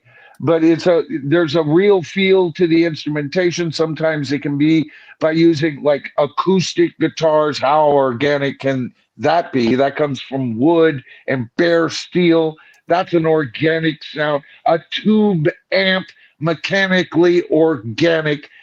That kind of and an organic approach. No click track. Let the drummer lead the way and let the band follow and lock in. Hey, guys. Brandon Oberheim, our good friend Brandon, says this show has momentum. Let's keep it going. I guess we'll keep it going for a little longer. We got Brandon needs to be listened to here once in a while. Once in a while. He's been a Brandon greatly supports both Royce's and my channel. He is a key tribal member, as several of you are tonight, that have been in and out of the chat. Yeah, a whole lot more people are following me over here now. I haven't been tracking it real tight, Royce, but at one point you were at 49. That is one less than your highest since I've been counting. Viewership live. So, and you've still got at my count 39 here at the very kind of conclusion of the video. So you're maintaining your audience, and things are getting better every week. So I want to thank everybody who has come over from my side, and I want to thank everybody who has discovered me here on Royce's, who have come on over to my channel. You're preaching to the choir with me. I appreciate all of that, exactly like you said. Yep. So we've got a good friend of ours, Dan, here. Robbie Detroit's on now in the chat. Thanks for showing up, Robbie. Appreciate it. Hey, everybody go check out Robbie Detroit's show. Robbie's father used to work for Elvis and was with Elvis throughout his career. And Robbie has that Elvis collection, and so it's an Elvis channel, and it's good. Robbie does a great job. He's had it on for a long time, and not only that, but Robbie is a great guy. Go check out our friend Robbie Detroit. Dan knows him. I know him. We were all on other shows together in the past, and I appreciate Tiger Man Vinyl. Robbie Detroit's Tiger Man Vinyl, his show. So check him out, guys. Check him out. There you go. What I'm going to do is I'm going to check if I had any more notes that I think So this comment right here: Jack Bruce was in a band with Leslie West. I think it's called WBL. I'm not real familiar with. I see, Dr. Rick. Yeah, but there is a connection between Leslie West. I didn't know that. Yeah. Wow. Okay. Dr. Insomnia later in the chats. It's West Bruce. Yeah, we're gonna continue the show for a little longer in honor of Brandon Oberheim. Absolutely. Sometimes people ask, you just can't say no. So anyway, let me just say, okay, let's talk about the farewell. Okay, in '68, less than 3 years after their formation, Cream disbanded. The short lifespan was largely driven by the constant personality clashes, with the sold-out farewell tour making their grand finale. Despite their brief tenure, their impact was monumental. Cream helped establish the supergroup model and paved the way for hard rock and heavy metal, and demonstrated that the blues were a living, breathing organism ripe for exploitation and innovation. Now, I agree with that 100%. I don't know how you guys feel, but the members went on to successful solo careers and other projects. Clapton became a rock legend in his own right. Bruce delved into avant-garde and jazz fusion sounds, and Baker became a restless pioneer, even collaborating with Afrobeat legend Fela Kuti. Though reunion shows have occasionally taken place over the years, Cream's flame, as always, burned out far too soon, leaving fans and music scholars to wonder what might have been. Okay. Absolutely. And by the way, Royce Oberheim has just given you a super thanks. Oh, wow. And Brandon, he says, Happy Easter. Happy Easter, you. Brandon. Thank Happy you, Brandon. Easter to you. I really appreciate it. Man, that's I know you were trying to give me one last week, but it wasn't working. And I really appreciate it. He defeated the dragon, Royce. He defeated it. Thank you so much, Brandon. All right, let's continue our little conversation here on Cream. You know, I had just gotten my first car. It must have been, let's see, 67 maybe, 67. I got my first car, 55 Chevy. This will kill people that are fans of classic cars. I paid $275 for my 55 Chevy, two-door, white with perfect black interior. Okay, 270. I remember that. That's about what they were going for, though. No, that is, I mean, the most cherry thing in the world was $700 back then. Yeah. You know, $250 could get you a pretty damn good car. Oh, it gets you a great car for a high school student. You know. Oh yeah. So you know, I went and bought I had to pay $200 for my first Volkswagen Bug, man. Mine is 64 Chevy. 64 Chevy. Oh, those are I love 60. I had a 62 Impala also. I had a 55 Chevy, 56 Cadillac. The back seat was like a king size bed. 56 Cadillac. I had a 41 Ford pickup. I traded some Harley Davidson parts for that somebody kind of gave me. Traded that straight across for that 41 Ford pickup, and that was a fun car. And let's see, what else did I have? I had all kinds of shit, man. I've even had a 56 Chevy Nomad later life, you know, and that was my dream car that I always wanted. I always favored the 55, 6, and 7 Chevys, but like Dan mentioned, the 62 Impalas, the 64 Impalas. Yeah. How about like when they got into like the 65, 6, and 7 Impalas? I mean, the 65 was a beautiful car. It was so. They just, well, my brother, he owns a 55 and a 57 fully freaking restored. He has, he's kind of the rich boy in the family. He has an entire old car collection. Very nice. Pristine shape. Yeah. You know, that was back in the days where you could look at a car and know the year, make, model, everything just by looking at it. Nowadays, you can't I even don't know tell what I'm looking at. You can't even tell who made it anymore. You know. No, I know. Mitsubishi. There's so many of these like mini SUVs that all look the same. You know, it could be domestic, it could be Korean, and the Koreans, by the way, I understand are making very good cars right now too. And the price. Maybe it's a Korean domestic. Maybe it's a Korean domestic. Who knows, right? So Robbie Detroit had a 1970 Cutlass Supreme, and that is a great car too, with the 350 rocket engine for my first car at 16. That's great. My best friend in 1972, his name was Hector Ramon James John Rivera Silvas III. Anyway, he had a 1970 Cutlass Supreme, root beer sparkle brown, and we'd hang around, and here's the bands that he would listen to. Was the Guess Who, so I was there with him, and James freaking Brown, day in, day out. Otherwise, I would have never liked James Brown. So he turned me on to James Brown, man. Hey guys, that's totally cool. Check out James Watson. Ginger would have made a perfect Sex Pistol. Gingerbaker. I could see that. Some of those classic cars we're talking about. I mean, that was Well, it's like the old joke, what right. did the punk rocker? Why did the punk rocker cross the road? Because he had a chicken stapled to his face. I heard an even dirtier one of that, but I'm not going to say it. Actually, one thing we haven't mentioned that I wanted to mention, Royce, is go ahead. The Cream in 2005 they did a live concert at the Royal Albert Hall, and okay, it's on video. And my oh yeah, I think I still have that DVD. Yeah, I mean they're a little bit older, obviously, but man, they still rocked even in 2005. Well, didn't they get? They had a final get back together. What in the early 2000s, like late 1990s, early 2000s, as I recall when I got it. Yeah, that's when and it's a great, yes, Chris, and it's a great performance. You're right, it is. Absolutely, it is. I got to tell you, I don't know if I was 16, 17, maybe 17.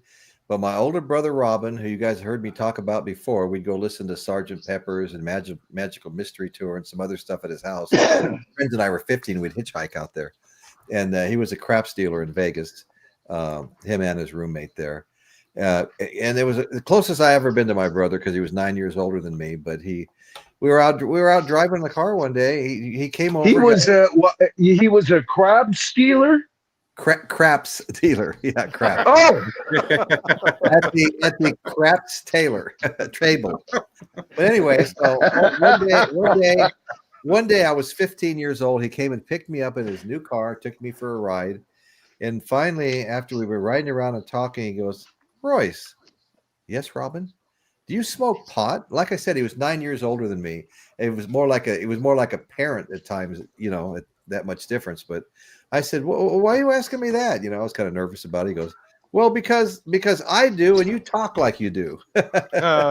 You know what, Royce? I always hung out with guys much older than me, too. I hung out with these two brothers who were Vietnam vets, and their best friend, who also was a Vietnam vet, and he came back a little toasty.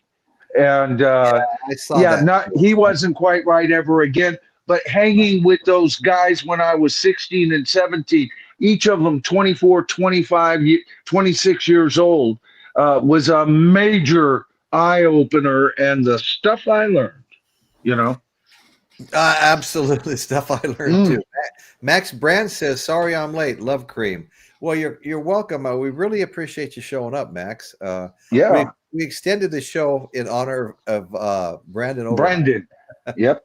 Anyway, so yeah, we're going to quit about 15 minutes ago. And then Brandon said, "Hey, you guys are on a roll. This is building momentum." We go, okay, thank you, Brandon. And any man that's willing to put his dollar where his mouth is gets attention. Right. Live in Augusta, Georgia, home of James Brown. Yeah, I was a James Brown fan too. When I had friends that were big James Brown fans, and I had to be kind of talked into it personally, Royce. He was a little weird for me. Now that's not how I view him at all. But he was a little uncomfortable for me. If it wasn't for Hector, I don't think I would have ever quite. He was a little too Elvis for me. No disrespect to Elvis, but no, Elvis wasn't really my generation either. He had gotten into movies and stuff, so I wasn't interested in Elvis other than his early stuff. I really like his early stuff. But then later, he was kind of like that to me anyway. Well, I got to tell you guys one thing. I went through a period of time. I was into rock and roll. I was always into rock and roll, Beatles, Rolling Stones, the rest of them.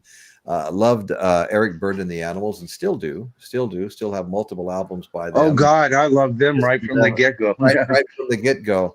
But there was a period of time where that kind of just I started listening to soul music. The Temptations, Wilson Pickett, Otis Redding. All of them, Marvin Gaye, and I must have had like, a ton of soul 8 tracks. I mean, a big collection. And there for a while, I don't know how it came about, but me and my friends stopped listening to rock and roll so much anyway. And we were like obsessed with soul. We'd park out in the desert and, you know, smoke cigarettes, drink a beer or two, and we'd listen to soul music, you know, we'll just one right after another. And see, now that wasn't quite true with me, but the Motown sound with about the Motown. Yeah, I know, but I'm talking about. See, when I hear the Supremes, I don't hear just pure soul. There's a lot of pop and pop rock to their sound, a bit that kind of takes them out. But I loved, like, I was buying the Supremes, you know. So, matter of fact, I was going to ask you, were your ears burning the other night? Because I brought this up on one of my streams where I said, I like soul. I really like soul. I think they were, yeah. But I admitted right there on the stream, I go, not quite the aficionado as my good friend Royce. And I kind of came in there because when it comes to soul, your information and what you've got to say, I always deign to that, with the exception of like a couple of acts, you know, like I really loved the Fifth Dimension. I love the Temptations. I love the Isley Brothers. But see, there was more of a rock feel, rock groove to them. I loved, what's his name? What's going on? What's going on? Marvin Gaye. Marvin Gaye. Marvin God, Gaye. My eyes were opened. Oh, yeah, he was, you know, I discovered him. Yeah, I discovered him on a Greyhound bus driving from San Francisco, California to Waynesville, North Carolina. And me and this other guy, he was a black man, a young black man, and he could sing anything. So I got my acoustic guitar out and we jammed for 3 days, well, almost 3 days. He dropped off in Atlanta, Georgia, and he turned me on to Marvin Gaye, and my eyes were opened. You know, it was just a wonderful experience. Yeah, Otis Redding was almost like a god. He was, that voice of his. I mean, there's just nothing, almost nothing like it out there. And see, with him, I like his hits, but you know, the rest of it, okay, you know.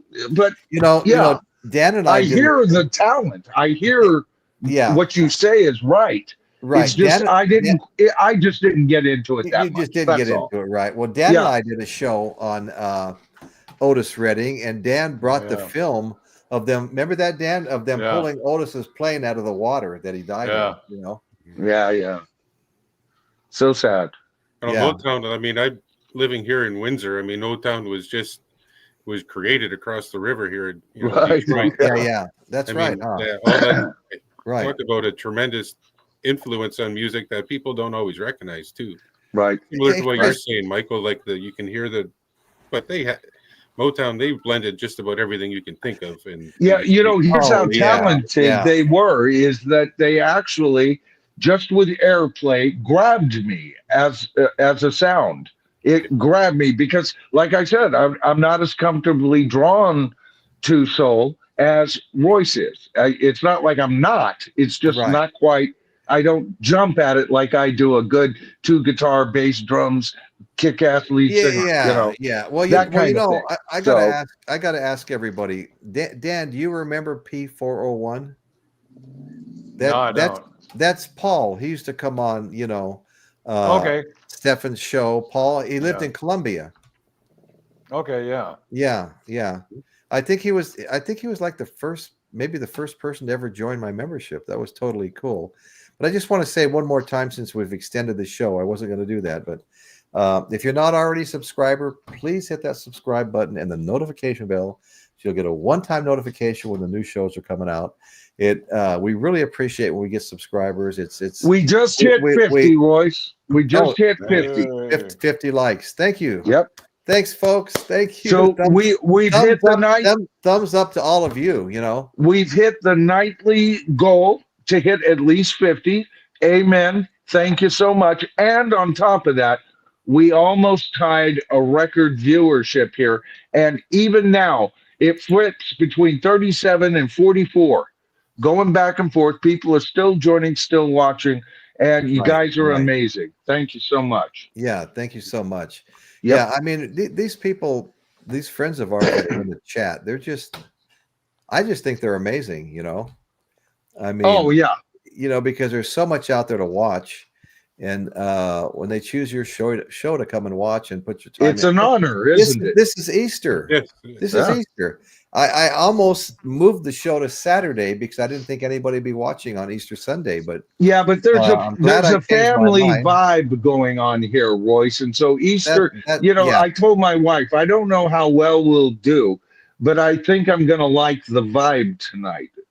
Because Easter is traditionally a family thing. Michael. And so many of the commenters here are kind of almost an extended family anyway.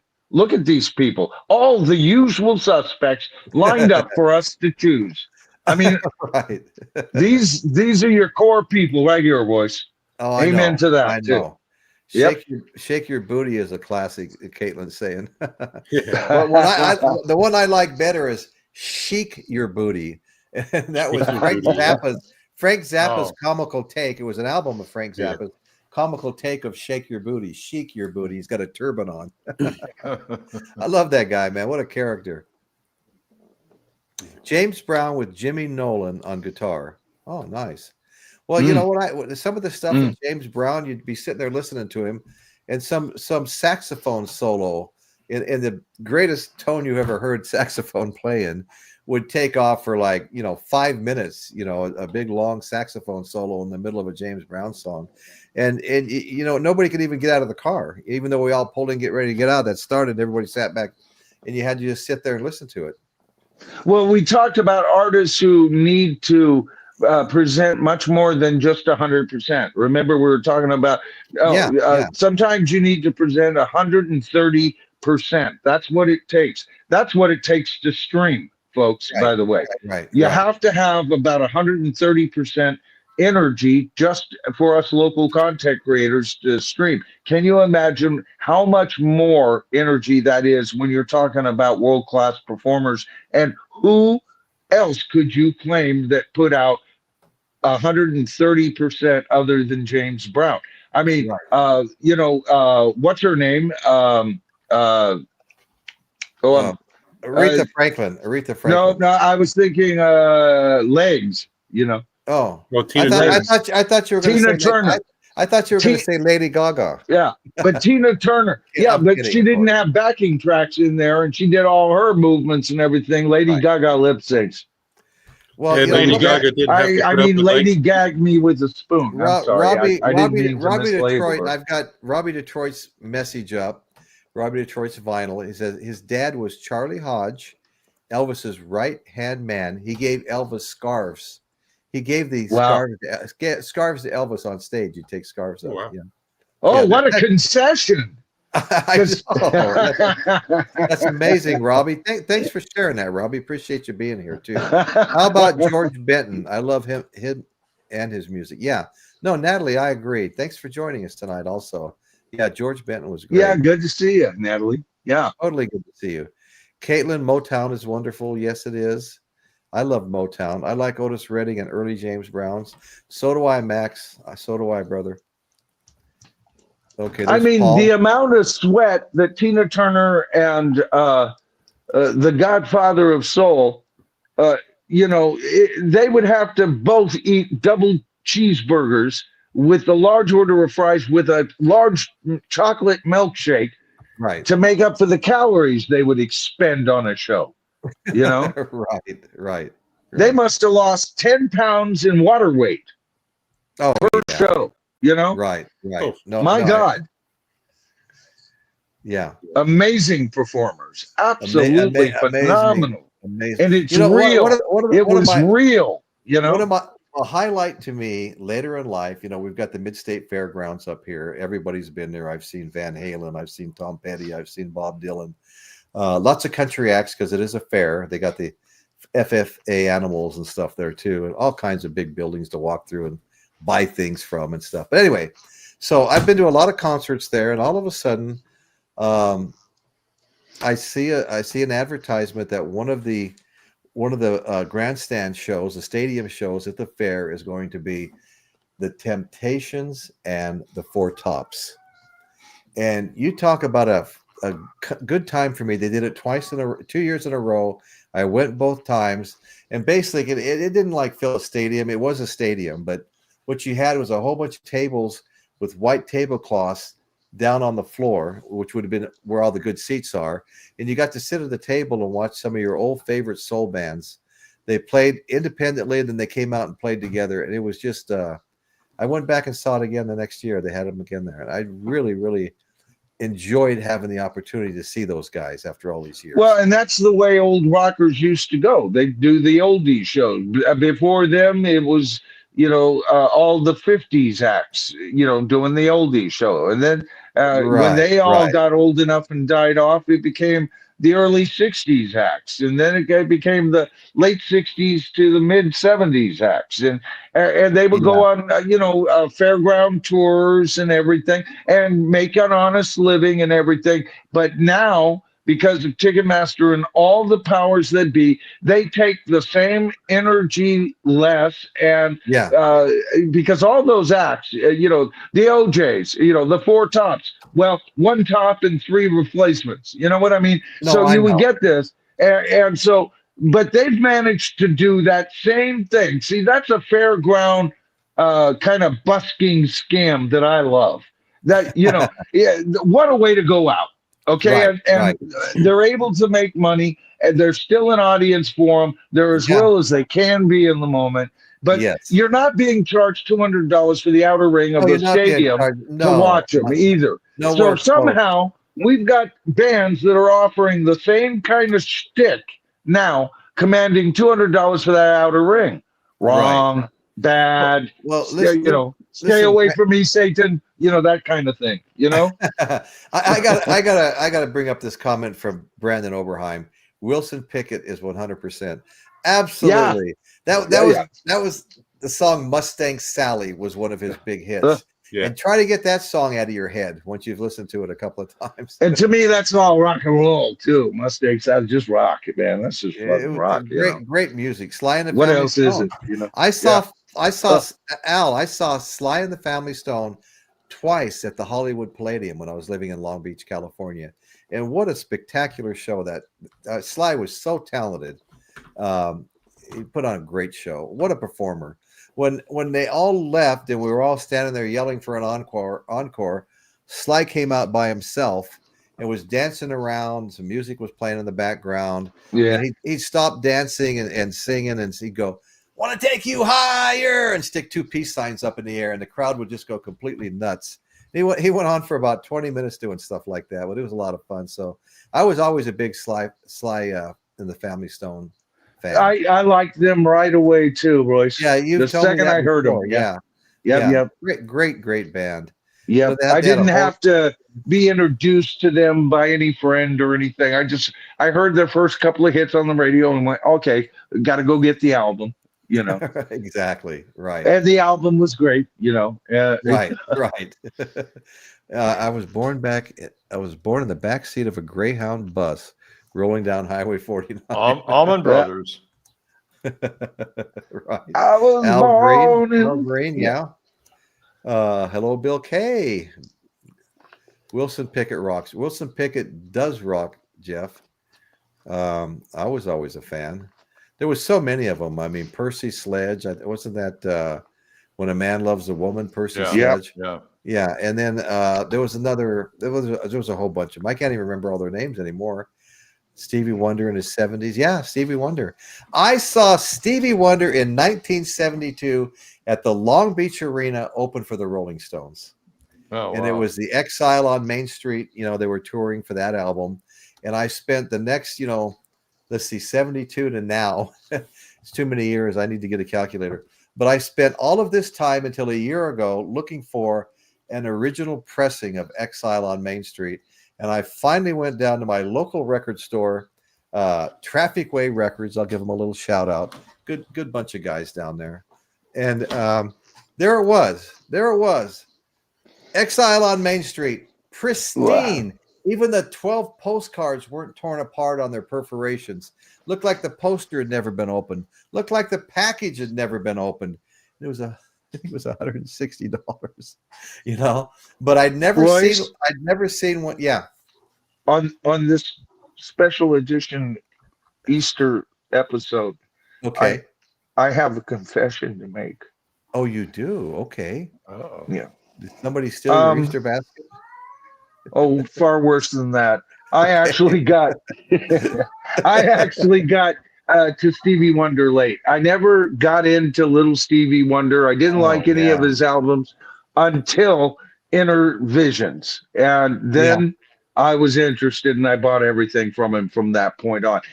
Inner Vision to me is because people go, is that a classic rock album? Oh yeah, it is, for so many reasons. And it's one of the ones that should be hanging in a museum.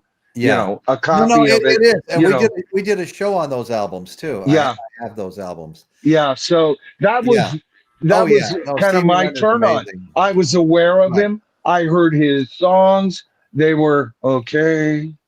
Didn't quite get to me, you know. Well, but they were good. I mean, I could tell he was good. It's just like nothing ringing my chime. And then I heard Golden Lady on the radio. And I go, oh my God, who's doing this? Where is it? What? You know, and I went and got that album, and there every single Working for the City, you know, every single track, Golden. Right.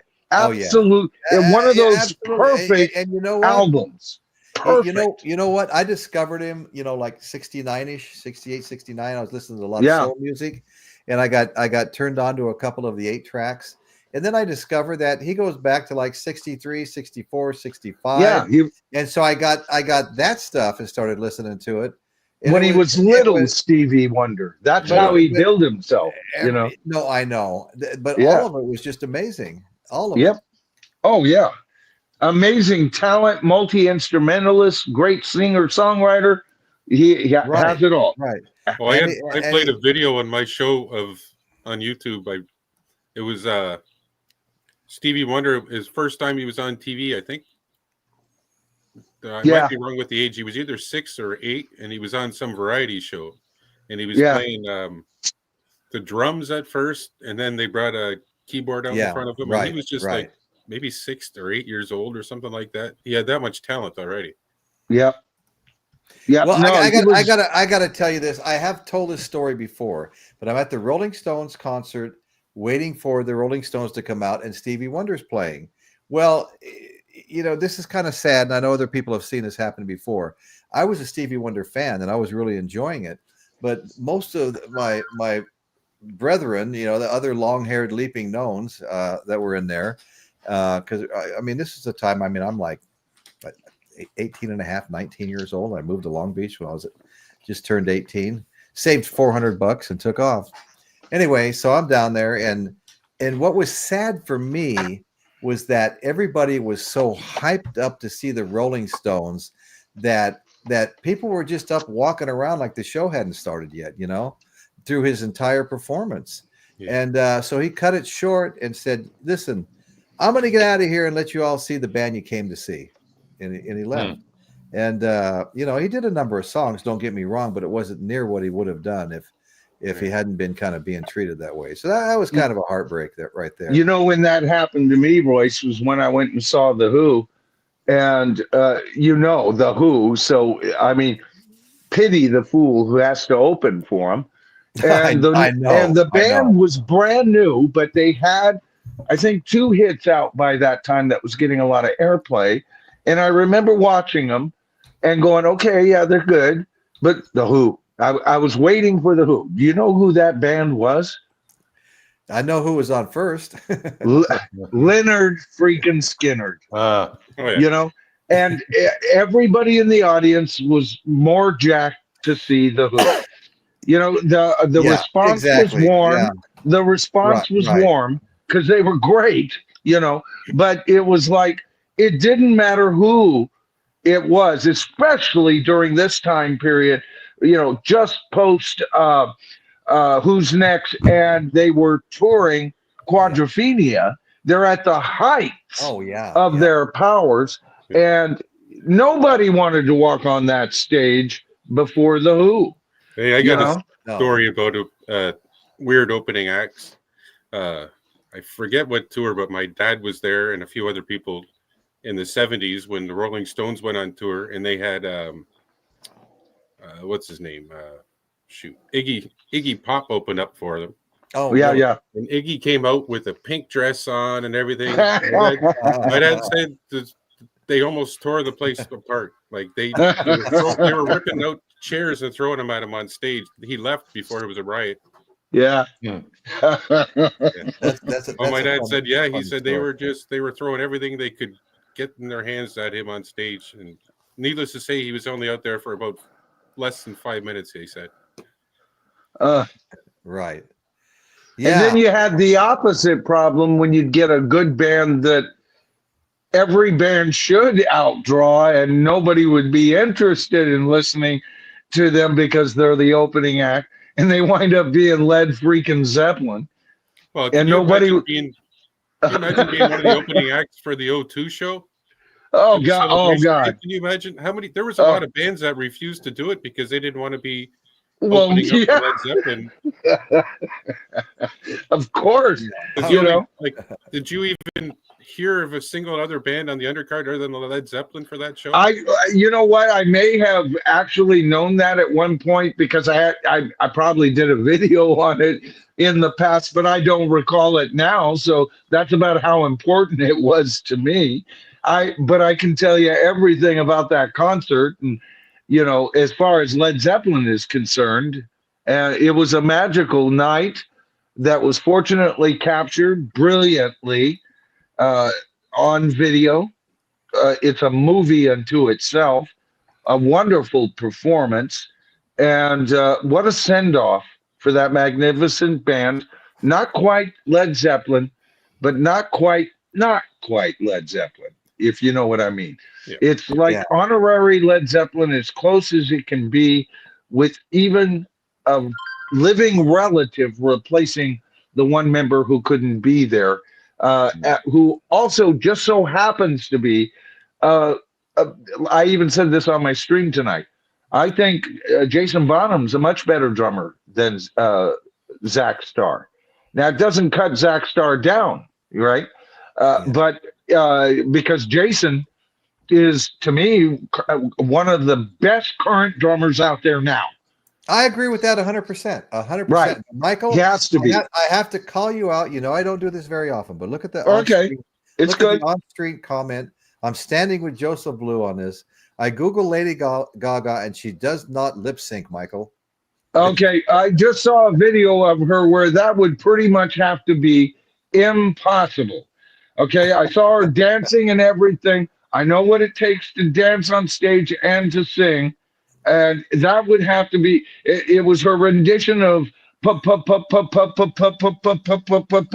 face. I'm sorry, I got into a loop there. Okay, well, you know what? If I'm wrong, I'm wrong. Okay, I mean, but I don't know. Maybe I'm not saying I'm 100%, but I have some musical background. I know what it's like to use a click track live and to use loops live. I did it after a fashion for a small portion of my career, so I'm aware of what it takes. I know what a lot of movement. I've worked with dancers on stage in productions and what they can do, and it's like usually when you have somebody singing live, they're dancing, but it's the peripheral dancers that are making but she's center in front, and a lot of her ilk are guilty of the same thing. So if I'm wrong, I'll look it up. I've been challenged. I'll look it up to see if it's not true or not. But that's my guesstimate. Okay. Right? The next comment that deserves definitely, well, they all deserve to be reacted to, but Robbie Detroit is asking just the facts, Dan. Do you have a video of Elvis flying in on the helicopter? Now, I remember watching your video, Dan, and he arrived in a helicopter. Yes. I don't know if you got any footage of that, but oh yes, I did. I got all that. Oh, okay, okay. Wow. All right. Well, so Robbie, you got your answer straight from the man. Yeah, that's back when he did the Loab Hawaii concert in January of '73. Oh, okay. Yeah, the big one. Yeah, I just have that's the largest broadcast in the world at the time because it was satellite broadcast. No kidding. And that was a big thing in '73. It had over 1 billion viewers And I just happened to be on the beach when he arrived. So I got to get up. That's the closest that Elvis ever looked to Superman. If they could have made a Superman movie, Elvis Presley, right at that period of his life, would have been the perfect Superman. Can you imagine him in a Superman uniform? Yeah, but he wore a cape half the time. Yeah. Now, when I saw him, it was like a day after his 38th birthday, so he was still. He even had the little twirl Superman has, you know. Yeah, right. I want to say to Douglas Gilbert, I've got a message up. He discovered Otis Redding with Jimi Hendrix at Monterey. Great album. I have that album. I just wanted to mention that. One of my 25 or so Jimi Hendrix albums. For a guy that only made 3 studio albums with the Experience. Okay, yes, I do, Robbie. Awesome. Groovy Lisa, good to see you here, Groovy. Thanks for joining us. Hey, Lisa. We almost left earlier, but in honor of Brandon Oberheim, we decided to continue the show, and I'm glad we did. We're having fun here. Oh, yeah. Great. Natalie says, so were the Intruders. Kate Stoddard says, the Four Tops and Spinners are iconic. That's right. Yeah. The Four Tops, Bernadette, 7 Rooms of Gloom. I mean, what a bunch of amazing songs that can't be duplicated ever again. How many? Okay. Let's see. Here's Oberheim. Caitlin, 100%. You would like the Australian vocal group Human Hey, Nature. Royce, I do want to bring up something. Richard James is in the audience. Could someone just knock his ass right on out of here? He showed up at my last stream and had real negative sewage to say. He's got a hard-on for Mellow D, and he's not even aware that I showed up on Rachel's show actually defending the dude. But he's a real twerp. And a mucker futter. I'm looking for him. Okay, I'm so far Richard James. He's in one of the very latest comments. Okay, Somebody knock him out of the park. I'm way behind here. Okay, let's see. He's got a hard on for me, Royce. I don't know why. It's not like I bent over enticingly or anything, but he's got a hard on for me because I may have said something critical about his God that he worships. And I actually wound up doing a bit of defending of Melody on my last word of the subject. So, Richard James, whoever you are, whether you're William or whatever, and the freak you think you are, you're so wrong about me, and you don't know shit about no Shinola, son. So bye-bye. I found him. I banned him from the channel, and his comments been removed. Thank you. Bye. Yeah. You saw the great spin. Well, thank you, Al. I saw a couple of them. All good shows too. Saw a lot of concerts at the Las Vegas Convention Center when I was a teenager. We discovered a way we could sneak in that made it even funner. There was always a door, down from the entrance, and there was always a guard standing there. But sooner or later, he'd have to go use the restroom or something. So we stand in a little group, pretending not to be paying attention to what he was doing. All of a sudden, he's gone, and we creep up to the door and look back and forth, run in, and then just meld in with the crowd and start walking. I probably saw half a dozen great shows doing that. Me and my friends. Of course, we're a bunch of delinquents anyway. Whatever. It was all in fun. Okay, so we're winding our way through the chat. I really had to skip down. That's how far behind. I didn't realize, just how far behind I was scrolling on the chat.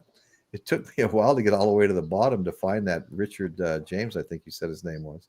Yeah.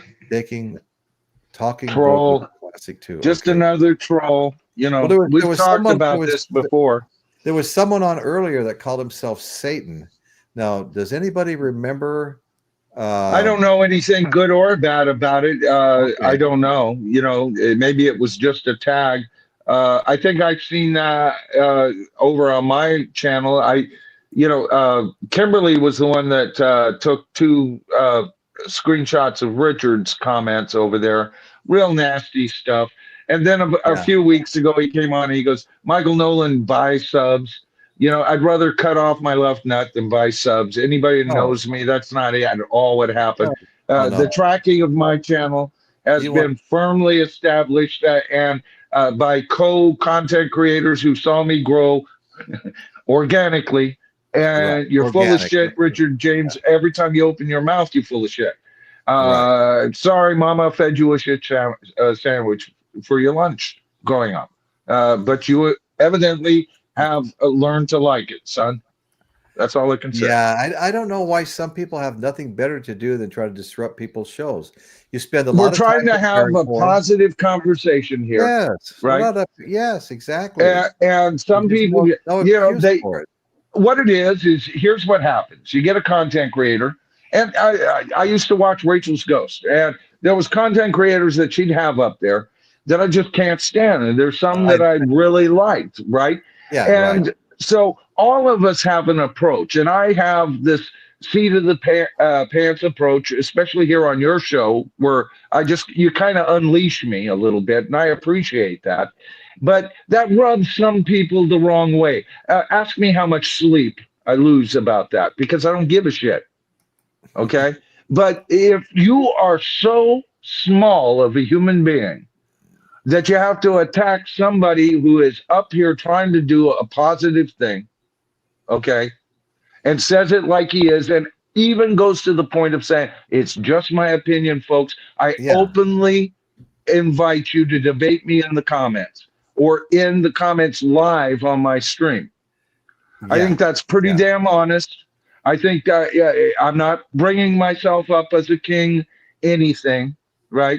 And this guy's all of a sudden, you know, what is it about certain people that just him, he must not be allowed to continue, you know, or whatever. I don't even know if this guy's name is Richard James. I don't give a damn.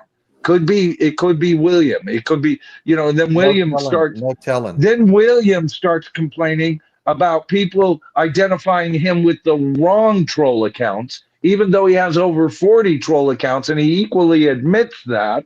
But he gets his panties in a twist if somebody accuses him of being William, someone else of being William, but it's not his. It's kind of like, you know, the boy who cried wolf, or it's kind of like, you know, Chicken Little, the sky is falling. Right. Okay, it's like you invite that kind of criticism. And I'll say what I say about that every single time. So this must be one of, if it's not William, it's one of his minions. And I don't care to even discuss them beyond this point. Beyond this point, let's just cut it off right now. Right. I mean, Dr. Insomnia has got a question for you, Michael. Not a question, but a recommendation. Check out Otis Blue. That's a okay. Otis Thanks, Redding, Doc. Otis Redding I will. album. I almost bought that a couple of weeks ago. Did you really? I almost bought Otis. Yeah. He says it's a great album, a soul album, and you'll dig it. Okay. Thanks, okay. I'll check it out, brother. He wore a stocking on his head when singing Battle of Epping Forest. Can I touch back on that? Because I've seen a few people talking about wearing dresses and whatever and all that on stage. The only reason I think that it went so over bad, the concert I was bringing it up, it was because it was in Detroit and there was the Stones. And at that time, you didn't want to necessarily do that around Detroit in those days. And so I think that's why, because he went out there in a pink and everybody was, you know, all ready for the Stones, and it just did not go over that well. I know. Yeah, exactly. And I'm not putting Detroit down in any way. Just, you know, my whole family has lived here for generations, and that's just the way it is. Yeah. Well, you know, the thing that makes me crazy is when I saw that, it has nothing to do with the Stones concert in Long Beach, other than the fact that I lived in Long Beach. In that same year, Led Zeppelin played there, and I didn't see him. Mm-hmm. Yeah, and that's to me, that's a tragedy. Right. I mean, I mean, you know, the Rolling Stones are just such a mega thing. You know, I mean, right. They're only a shade below the Beatles, in my estimation. You know, I mean, I'm a pretty damn big Rolling Stones fan. Me too. But I always rank the Beatles higher than them. But there are many rock fans that wouldn't rank them, the Beatles, as high as them. you know. So No, that's it's right. That's right. it's a monster machine, brother. Yeah. It is. Yeah. Hey, brother, I'm going to have to sign off because Yeah. my earphone, Well, I can hear yeah. you in one, but when one goes out, the other one's going to go out within a minute here. No, This has been a long streaming night. It's been a long stream, much longer than normal. Yeah. 2 hours. And I just want to thank you, Michael. Thank you. Thank you, Chris. Thank you, Dan. Really appreciate you guys. I appreciate this panel so much. You know, I feel like it's Old Homes Week to be here. So yeah, exactly, and that's how I feel too. And I'm over at your place, Michael. We miss you, Nick. I'm sure with Nick's line of work and everything, Easter's a big day, maybe even. You know, yeah, it's not such a day off for him. He's in the food service industry, right? So right, yeah. Well, but we missed you, brother. Yes, well, I want to tell everybody in the chat, I really appreciate you guys. You guys make the show. Yeah, we've got a great bunch of people up here on our panels and stuff like that. But there's nothing like the chat, man. You guys are fantastic. Love you all. It means a lot that so many of you have showed up and stayed as long as you have. So we're going to be signing off here in just a moment. I'm just trying to. I don't think I can get to the bottom of it. Every time I think I'm getting close, it's crazy today.